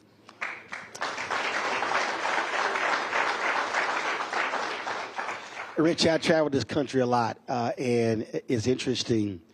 I have so many conversations with people, and they come up to me and they want to talk about all sorts of stuff, and we'll talk about how can we get these things changed in our neighborhoods and our communities, and we want to do this initiative. And it's amazing to me how, and they kind of get mad because I always go back to, you got to organize and mobilize. And they look at me like I'm crazy, and I try to explain to them, I had parents, didn't go to college, but cared about our community. They were co-founders of a civic club, and that's all that was. Just regular, ordinary people who said they wanted to change stuff, and they sort of pinpointed this issue, this issue, this issue, and to your point, connect to the dots. Is that the cities, at the counties, at the state, at the federal? Who's that person? Who's that commissioner? If it's law and order, who's the police commander? All this sort of stuff. So I saw that at 5, 6, 7. So that's my entire life. And I think part of this, and is sort of what you alluded to, what some of the workers alluded to, is that people believe they don't have any power. But I keep saying you do if you use it. So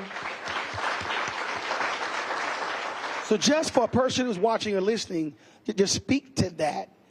The person who just walks around thinking that they are powerless and they can't do anything. Well, to that person, I think you're not paying attention, because everything that we've seen change in this country, everything, has come from the people. It hasn't come from politicians. Politicians react to what they're being told by the people. Okay?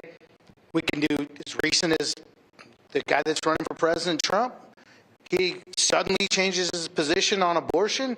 He wanted a national ban on abortion, but the public didn't want that.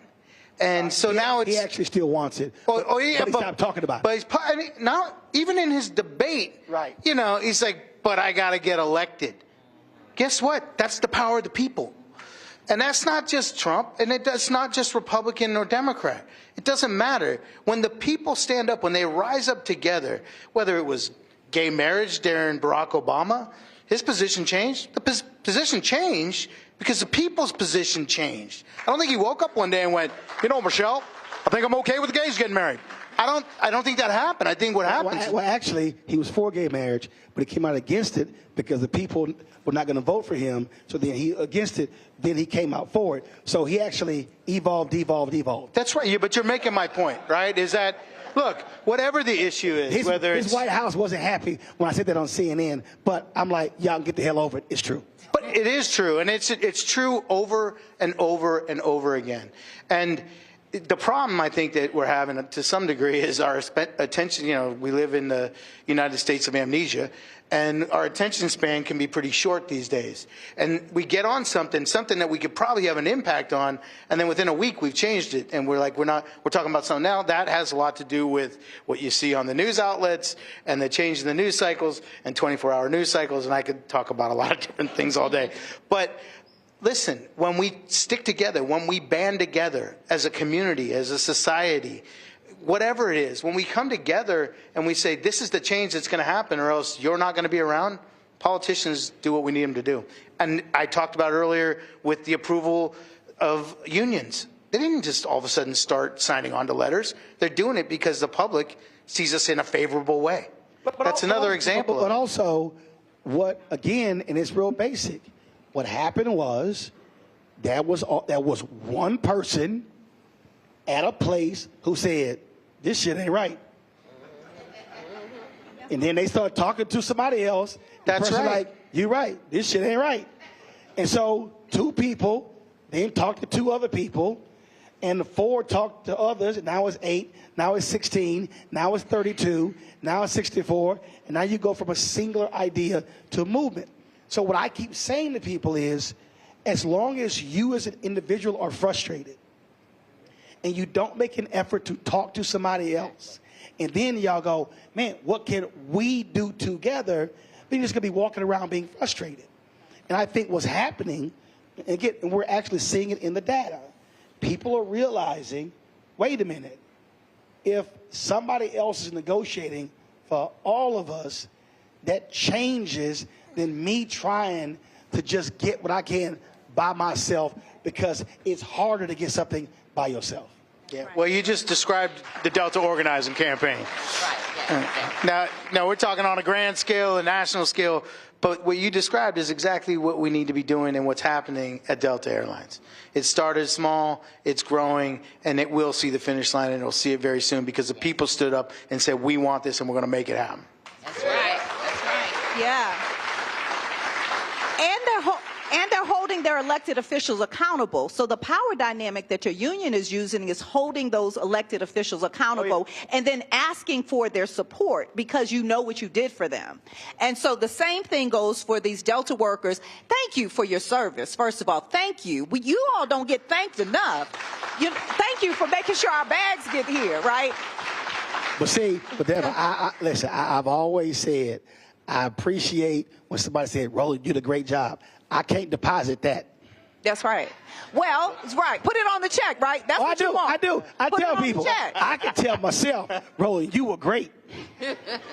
You want to show me how great? Put it on the check. Bigger deposit. Right? Yeah. Put it on the check. So for Delta to be such a wonderful company and such a brand for the city of Atlanta, and this message is really for the city of Atlanta because we do a lot for the city of Atlanta, Georgia Stand Up, and our affiliates, and all of the community organizations that are in coalition with us. If you want to be a good neighbor, if you want us to keep coming for your family reunions here in Atlanta and the conventions here in Atlanta, what the people of Atlanta are saying is respect the union. I am a man. I am a woman and they need a union, and they ask for it and they want it, and don't stand in their way, because they help to move this city, move people here to this city. They help to get our luggage here. We need to help them. So this is a clarion call for all of us to get involved with this election. So before I go to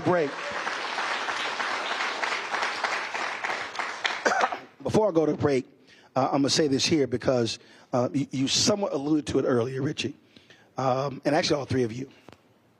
And this is where I think people don't really understand how these games work with corporations. So prior to COVID, from 2014 to 2019, the airline industry spent almost $40 billion on stock buybacks. Now, for the person sitting at home, what they're not understanding is that the stock buybacks are meant to boost the stock price and to return shareholder value. Now, what happens with these publicly traded companies, who do they care about the most? Their shareholders. But as one of the workers said, if we ain't number one in these categories, you don't get there without workers.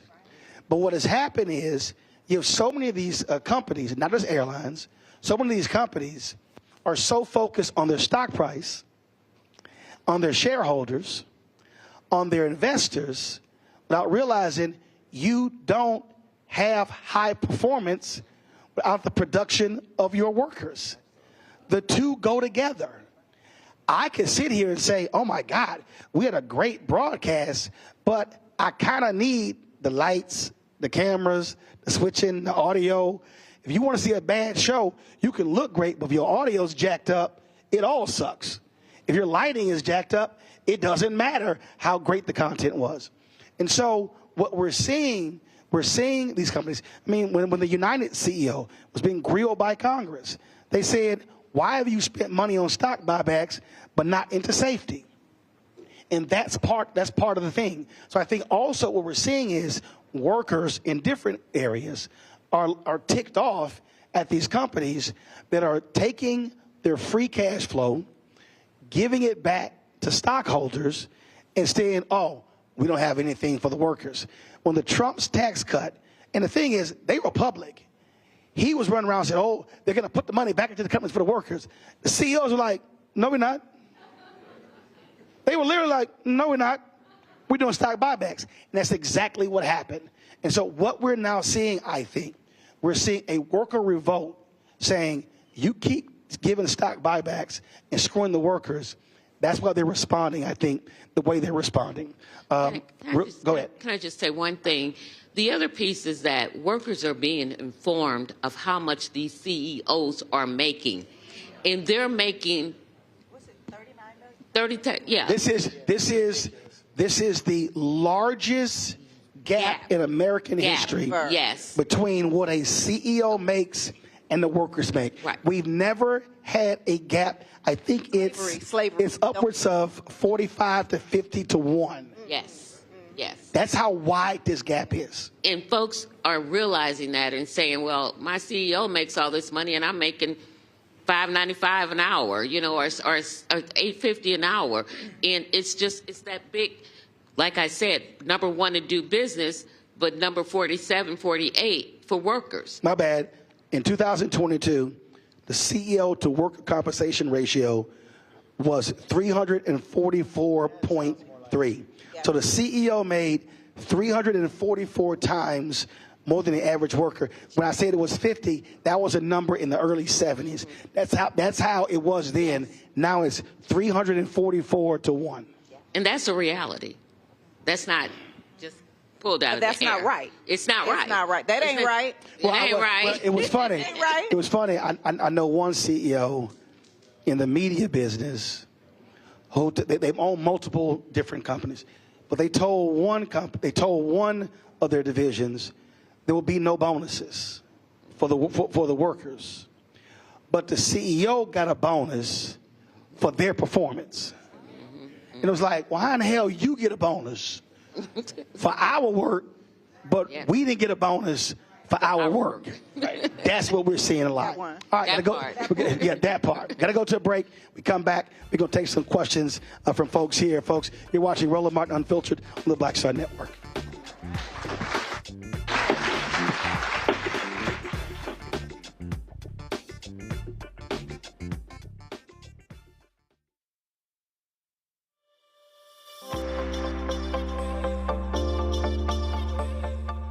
Hi, I'm Danny Glover. Sign your IAM card today.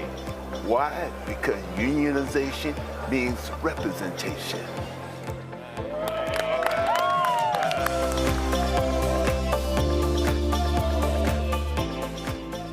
Fanbase is pioneering a new era of social media for the creator economy. This next generation social media app with over 600,000 users is raising $17 million, and now is your chance to invest. For details on how to invest, visit startengine.com/fanbase or scan the QR code. Another way we're giving you the freedom to be you without limits. Good job, good pay, good life. Would you be willing to walk away from it to achieve real wealth? Well, that's exactly what this woman did, and boy, did it pay off. Once you make the decision that this is the direction that you're going to go in, I do believe that there's power in having a decided heart. Hear her story on The Next Get Wealthy with me, Deborah Owens, America's Wealth Coach, on Black Star Network. Hatred on the streets, a horrific scene, a white nationalist rally that descended into deadly violence. White people are losing their damn minds. As an angry pro-Trump mob storms the U.S. Capitol, we've seen shooting. We're about to see the rise of what I call white minority resistance. We have seen white folks in this country who simply cannot tolerate black folks voting. I think what we're seeing is the inevitable result of violent denial. This is part of American history. Every time that people of color have made progress, whether real or symbolic, there has been what Carol Anderson at Emory University calls white rage as a backlash. This is the rise of the Proud Boys and the Boogaloo Boys. America, there's going to be more of this. Here's all the Proud Boys, guys. This country is getting increasingly racist in its behaviors and its attitudes because of the fear of white people. The fear that they're taking our jobs, they're taking our resources, they're taking our women. This is white fear.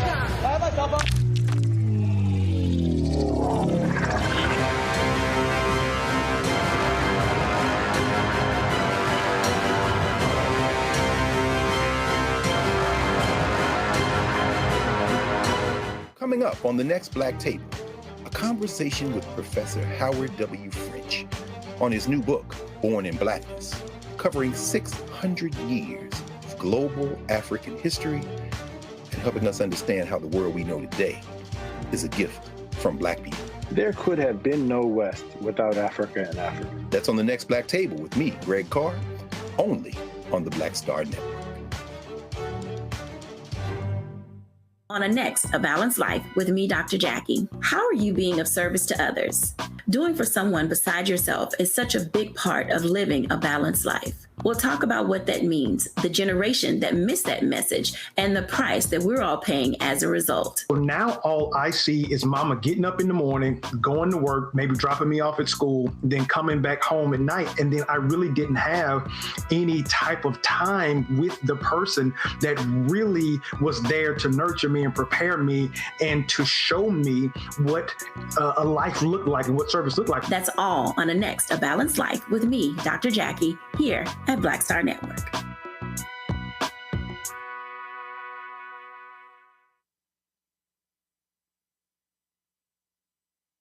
Coming up on the next Black Table, a conversation with Professor Howard W. French on his new book, Born in Blackness, covering 600 years of global African history and helping us understand how the world we know today is a gift from Black people. There could have been no West without Africa and Africa. That's on the next Black Table with me, Greg Carr, only on the Black Star Network. Hello, I'm Paula J. Parker.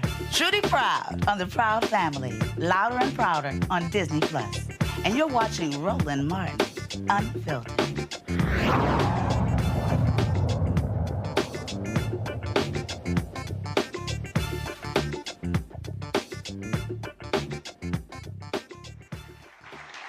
All right, we're back at the IBEW Hall here in Atlanta. Now it's time for our question portion of our conversation. And we've been talking about the Delta ramp workers trying to unionize, but so are the flight attendants, right? Yes. What's your name? My name is Shamika Brown. Shamika, how long you been a flight attendant? 13 years. Gotcha. So how's your effort going? It's going. I say that only because it's a struggle to be. I got it. It's a struggle for us, just like it is for you guys. And I want to say that we stand here in solidarity with you. That's right. We know it, the uphill battle. We know what we're fighting against when it comes against the big D. We know that we get shunned, ridiculed, and bullied for standing up for something we believe in. So I just want to give you guys thanks. The solidarity here gives me goosebumps to see everybody here standing in this fight together.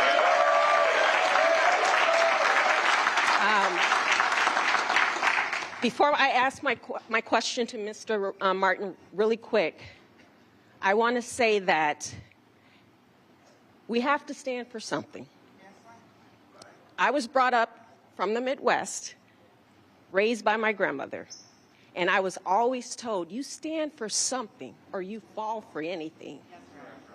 So when you go home and you're tired, you're frustrated, you're angry, you're pissed the fuck off. Yeah, it's my show. You can cuss. Don't worry about it. Hey, that's It's all right. The show's called Unfiltered. That's good. That's good to know. It's called Unfiltered, and I own it. I've been holding back all day. When you're pissed off, just know that you're not in this fight alone. You got support systems. When you need someone to vent to, I'm in Atlanta. Just know that. And we love you guys for getting in this campaign and fighting for what you fighting for what you deserve and finally getting it. So my question, Roland, Mr. Martin, is, from your opinion, with Delta being Mecca in the South, what struggles, outside of the ones that we've mentioned already, do you see us approaching when it comes getting closer to the finish line? Well, I'll answer this way. I appreciate your question. Thanks a lot. And good luck in the fight.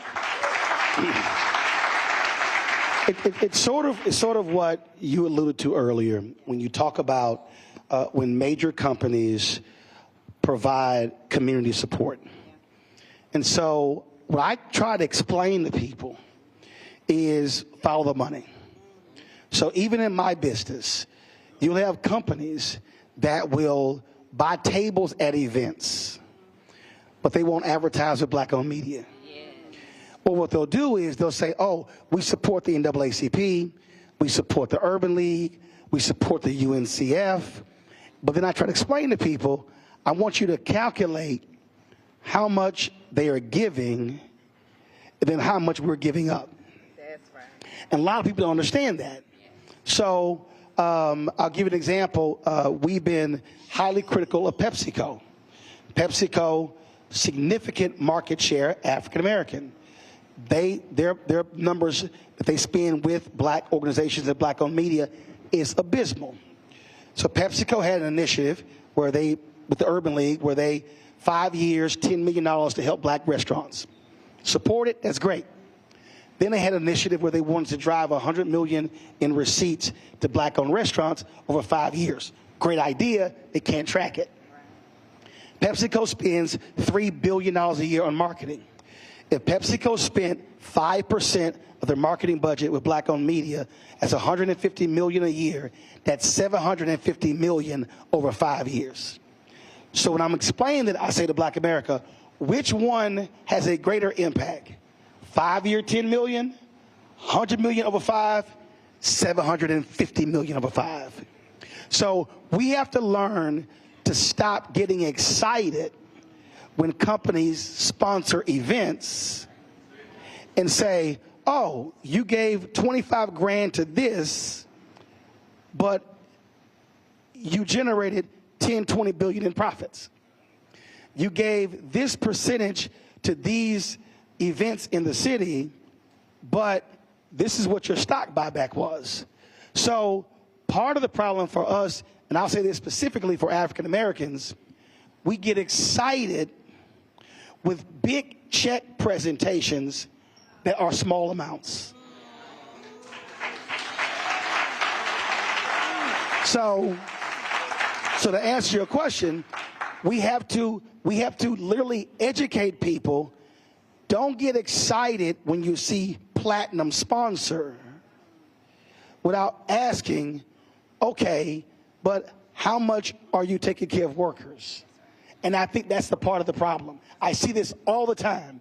People are like, yeah, but so-and-so, they're a great community partner. How much was that budget compared to this over here? Happens all the time. It definitely does. But one of the things, this is the legacy of Atlanta is Maynard Jackson. As you come into the airport, of course, it's Maynard Jackson Hartsfield Airport. But he said that if we're going to have an airport, a new airport, that it was going to also include minority businesses. And he says it won't happen without minority businesses. No. He said tumbleweeds will roll down the runways until this happens. So that's 50 years. 50 years ago, he was the mayor of Atlanta. Before he became mayor, African Americans were receiving 0.0012% of all city contracts. Not 1%, not 0.5%, not 0.25, 0.0012%. Right. You ain't got to be a math major. Right. That basically is nothing. Right. The math ain't mathin', right? So we have to make sure that we also understand the value proposition of Delta. If Delta this is the company town, the town says no. The town says pay the people. The town says we want a union. We want to make sure that the company knows that we understand the value proposition, that we understand here in Atlanta that Delta moves Atlanta, but we also move Delta. And so we're going to stand with you all because that's the value proposition, right? Go ahead.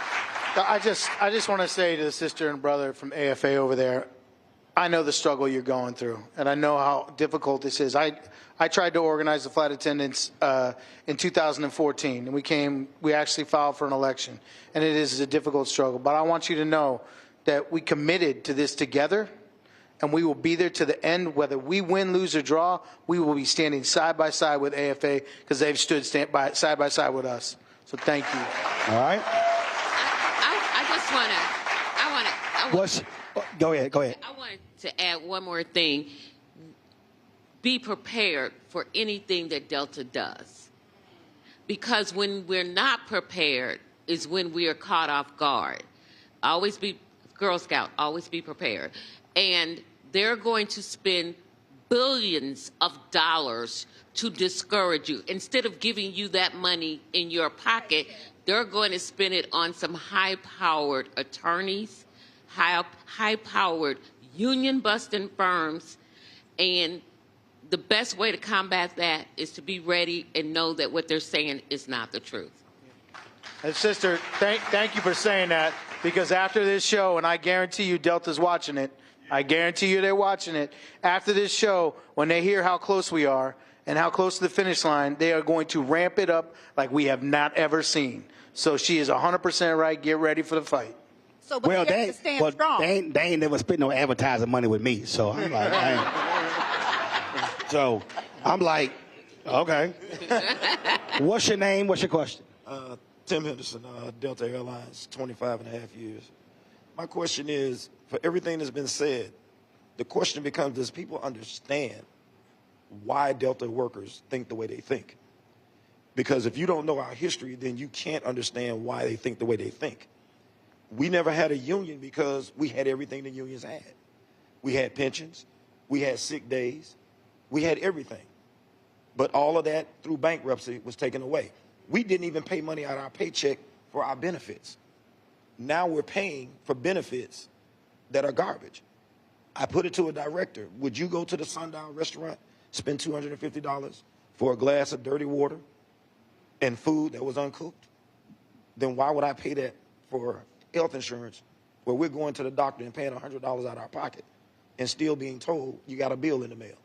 So the question becomes, when do people find out what really Delta is and was compared to what it is now?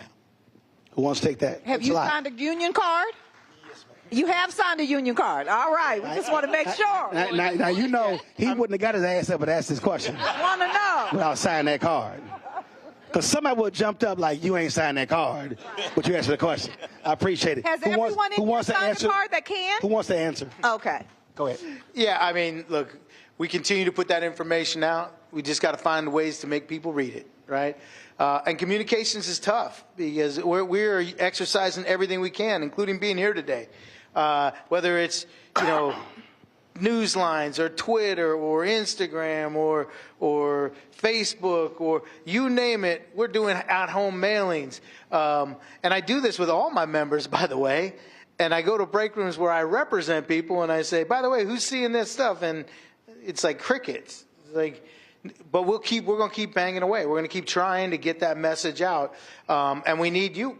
We need the inside people. That's the way we get it to them because, and it gets to them in the break room. Well, listen, when we met in Houston for the convention, so I met Delano, and he said, hey, could we do this? Because in our meeting, I was talking about mass media. And so what happens is people don't understand. That's why it's called mass media. You reach masses. And I can tell you, I experience it all the time, the number of people who walk up to me all around the country, going through airports, bailment, I don't care what it is, and people say, man, I had no idea about any of this stuff until I saw your show. I had no idea about these things. And so when you talk about what you're up against, it was the same thing. And I'll go ahead and say it. For 7 months, we've been trying to get Sean Fain from UAW on the show. He won't come on the show. And Reverend Barber told him, how you trying to organize black people in Alabama and you ain't talking to Roland Martin? He said, I guarantee you more black people know him than know you. and the reason that's critically important because part of this is also when you talk about how do you change people, you have to have trusted messengers. Because folks say, I don't know you, but if they know your history, then they'll listen to you. So it's the communication piece. I think that's one of the greatest mistakes that people make. They don't tap into a communication mechanism, how to maximize social media. Look, when this show is over, we've got more than 4 million followers. So there'll be more people who will watch segments of this conversation than the whole 2-hour conversation. So it's understanding how to use all the tools, whether it's YouTube, whether it's TikTok, Snapchat, Facebook, Instagram, Tumblr, Twitter, you name it, fan base, you have to use modern tools to reach folks. And I'm going to say the best tool ever is you. When you talk to your coworkers, you are the best person. I can come in there and talk to them. They wouldn't know me from Adam. And they were like, okay, she blowing a whole bunch of stuff up my butt. But the people here, though, have to also think even as a collective. So, for instance, when we grab the clips, when y'all do as well, if you actually add up every person's social media in this room, you're now in the millions. So you may say, man, I only got 500 people following me, 300 or a couple of thousand. Yeah, but we start multiplying that by 300, 400, 500. So understand, when these clips become available, when you start resharing and reposting, it's simply multiplying and more people are being educated about what the issue is. If you see 2 people on your timeline that shared the same clip, then you're going to stop and look again. There you go. Yes, listen, I'm sorry about Sean Fain, but you can keep inviting me back. I got you. I'll keep coming. I got you. Who else has a question? Somebody else had a question? All right, come on. It's a good elected official. Good elected official. Good elected official. We'll see. Let's see. All right, name? Ilma D. Holly. I'm a 6-year Georgia State Representative, and I'm glad to be here because I just got reconnected with my former fellow ramp agent for Delta Airlines when I served 18 years ago. I want to say that it's tough being here because it was a time when I wanted the union to be there to help us as ramp workers on that ramp. I worked Zone 4 in C Concourse in Atlanta, Hartsfield-Jackson Atlanta International Airport, bringing those planes out, bringing them in, making sure we could get those bags off the planes. And, you know, it's tough because we know that Delta, it served over 190 million customers just last year.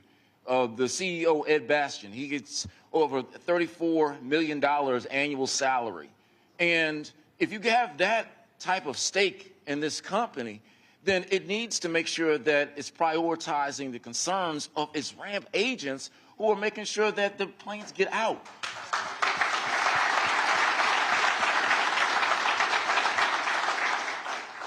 And briefly, I know that my colleagues who are here in this room, we've seen how in this state, how the governor has signed Senate Bill 362, which tries its best to make sure that when companies are trying to relocate to Georgia, that it strips away their tax incentives if they voluntarily recognize unions. And to have an environment where we always hear about the #1 state in the country, that Georgia's the #1 state, but how can you be the #1 state in the country for business, but be the #1 state to give the workers a business? That's not right.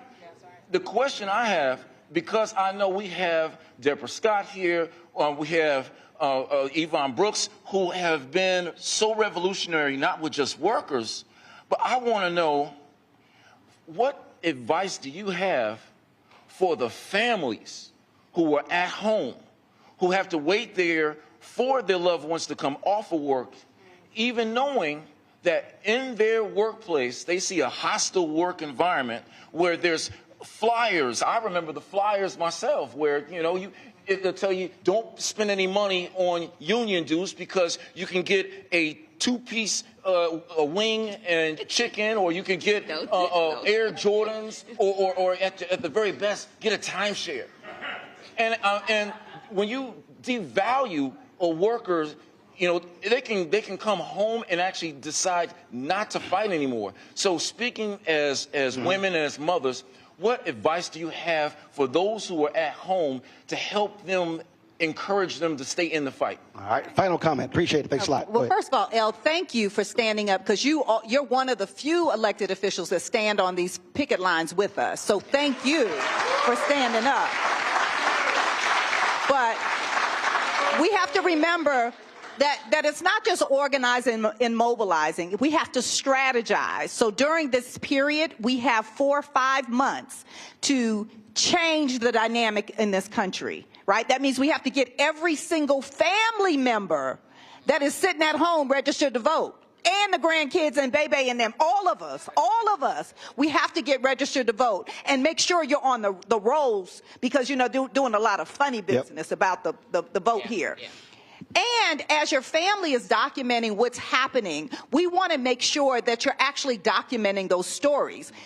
Write it down in your notebook. And I know you give them good notebooks, right? Write down the grievances and the things that are happening on your job. Teach your children about what it means to be in a union and what this company and these companies are doing to you, so that we can continue to keep organizing and strategizing. I'm from a union family, but we have to keep going, right? We have to keep rinsing and repeating and working together. So we have to strategize. So during this strategic period, we got to get out and hit these streets, y'all.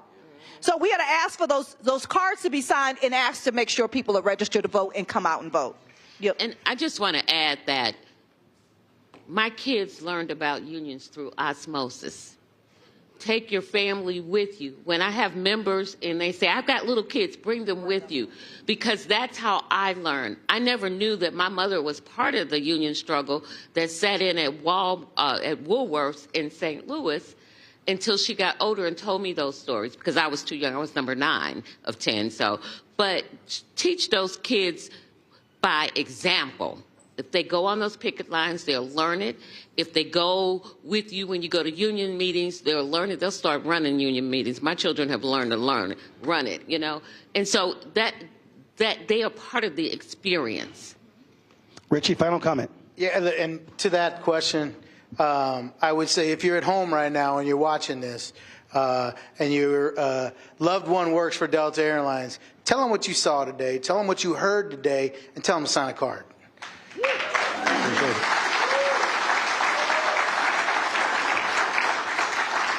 So I'm trying to keep my voice as much as I can, trying to get it back. So here are my final comments here. And folks who watch this show, who listen to this show, you've heard me say this all the time.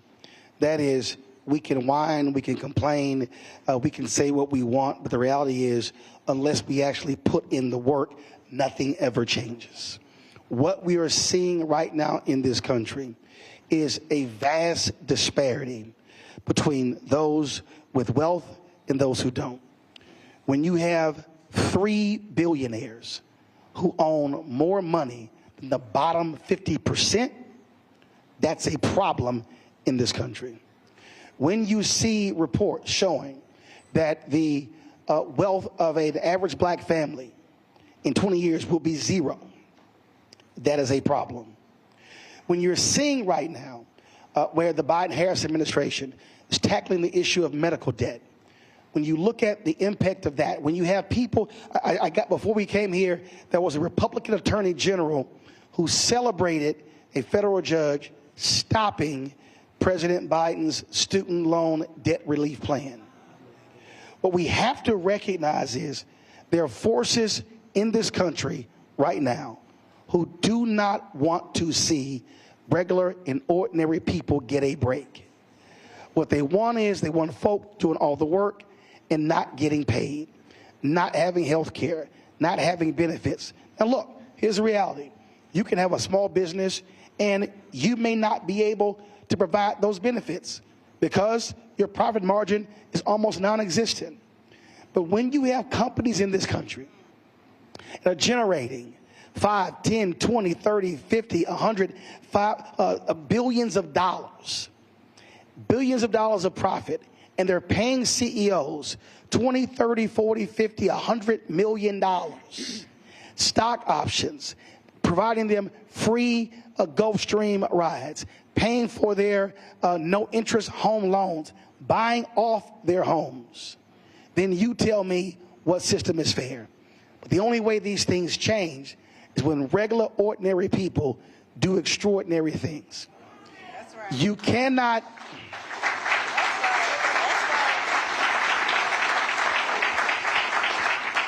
I have to remind people, the March on Washington was called the March on Washington for Jobs and Freedom.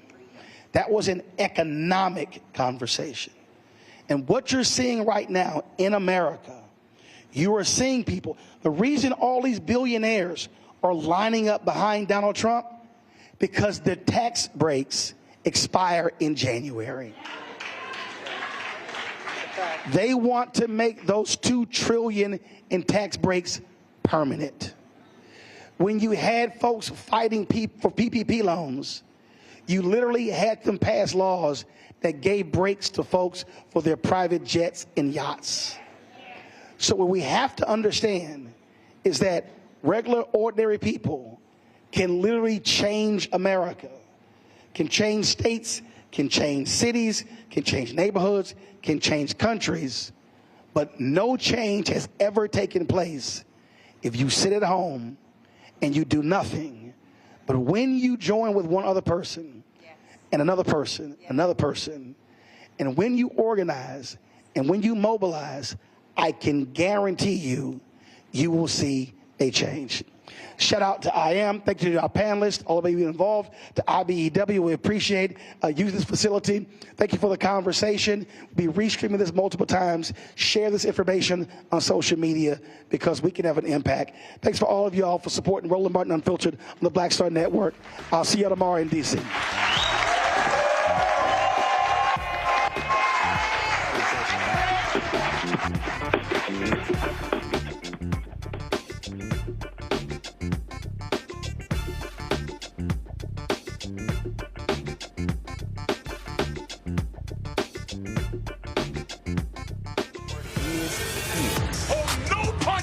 real revolutionary right now. Thank you for being the voice of Black America. All momentum we have now, we have to keep this going. The video looks phenomenal. See, there's a difference between Black Star Network and Black-owned media and something like CNN. You can't be Black-owned media and be scared. It's time to be smart. Bring your eyeballs home. You dig?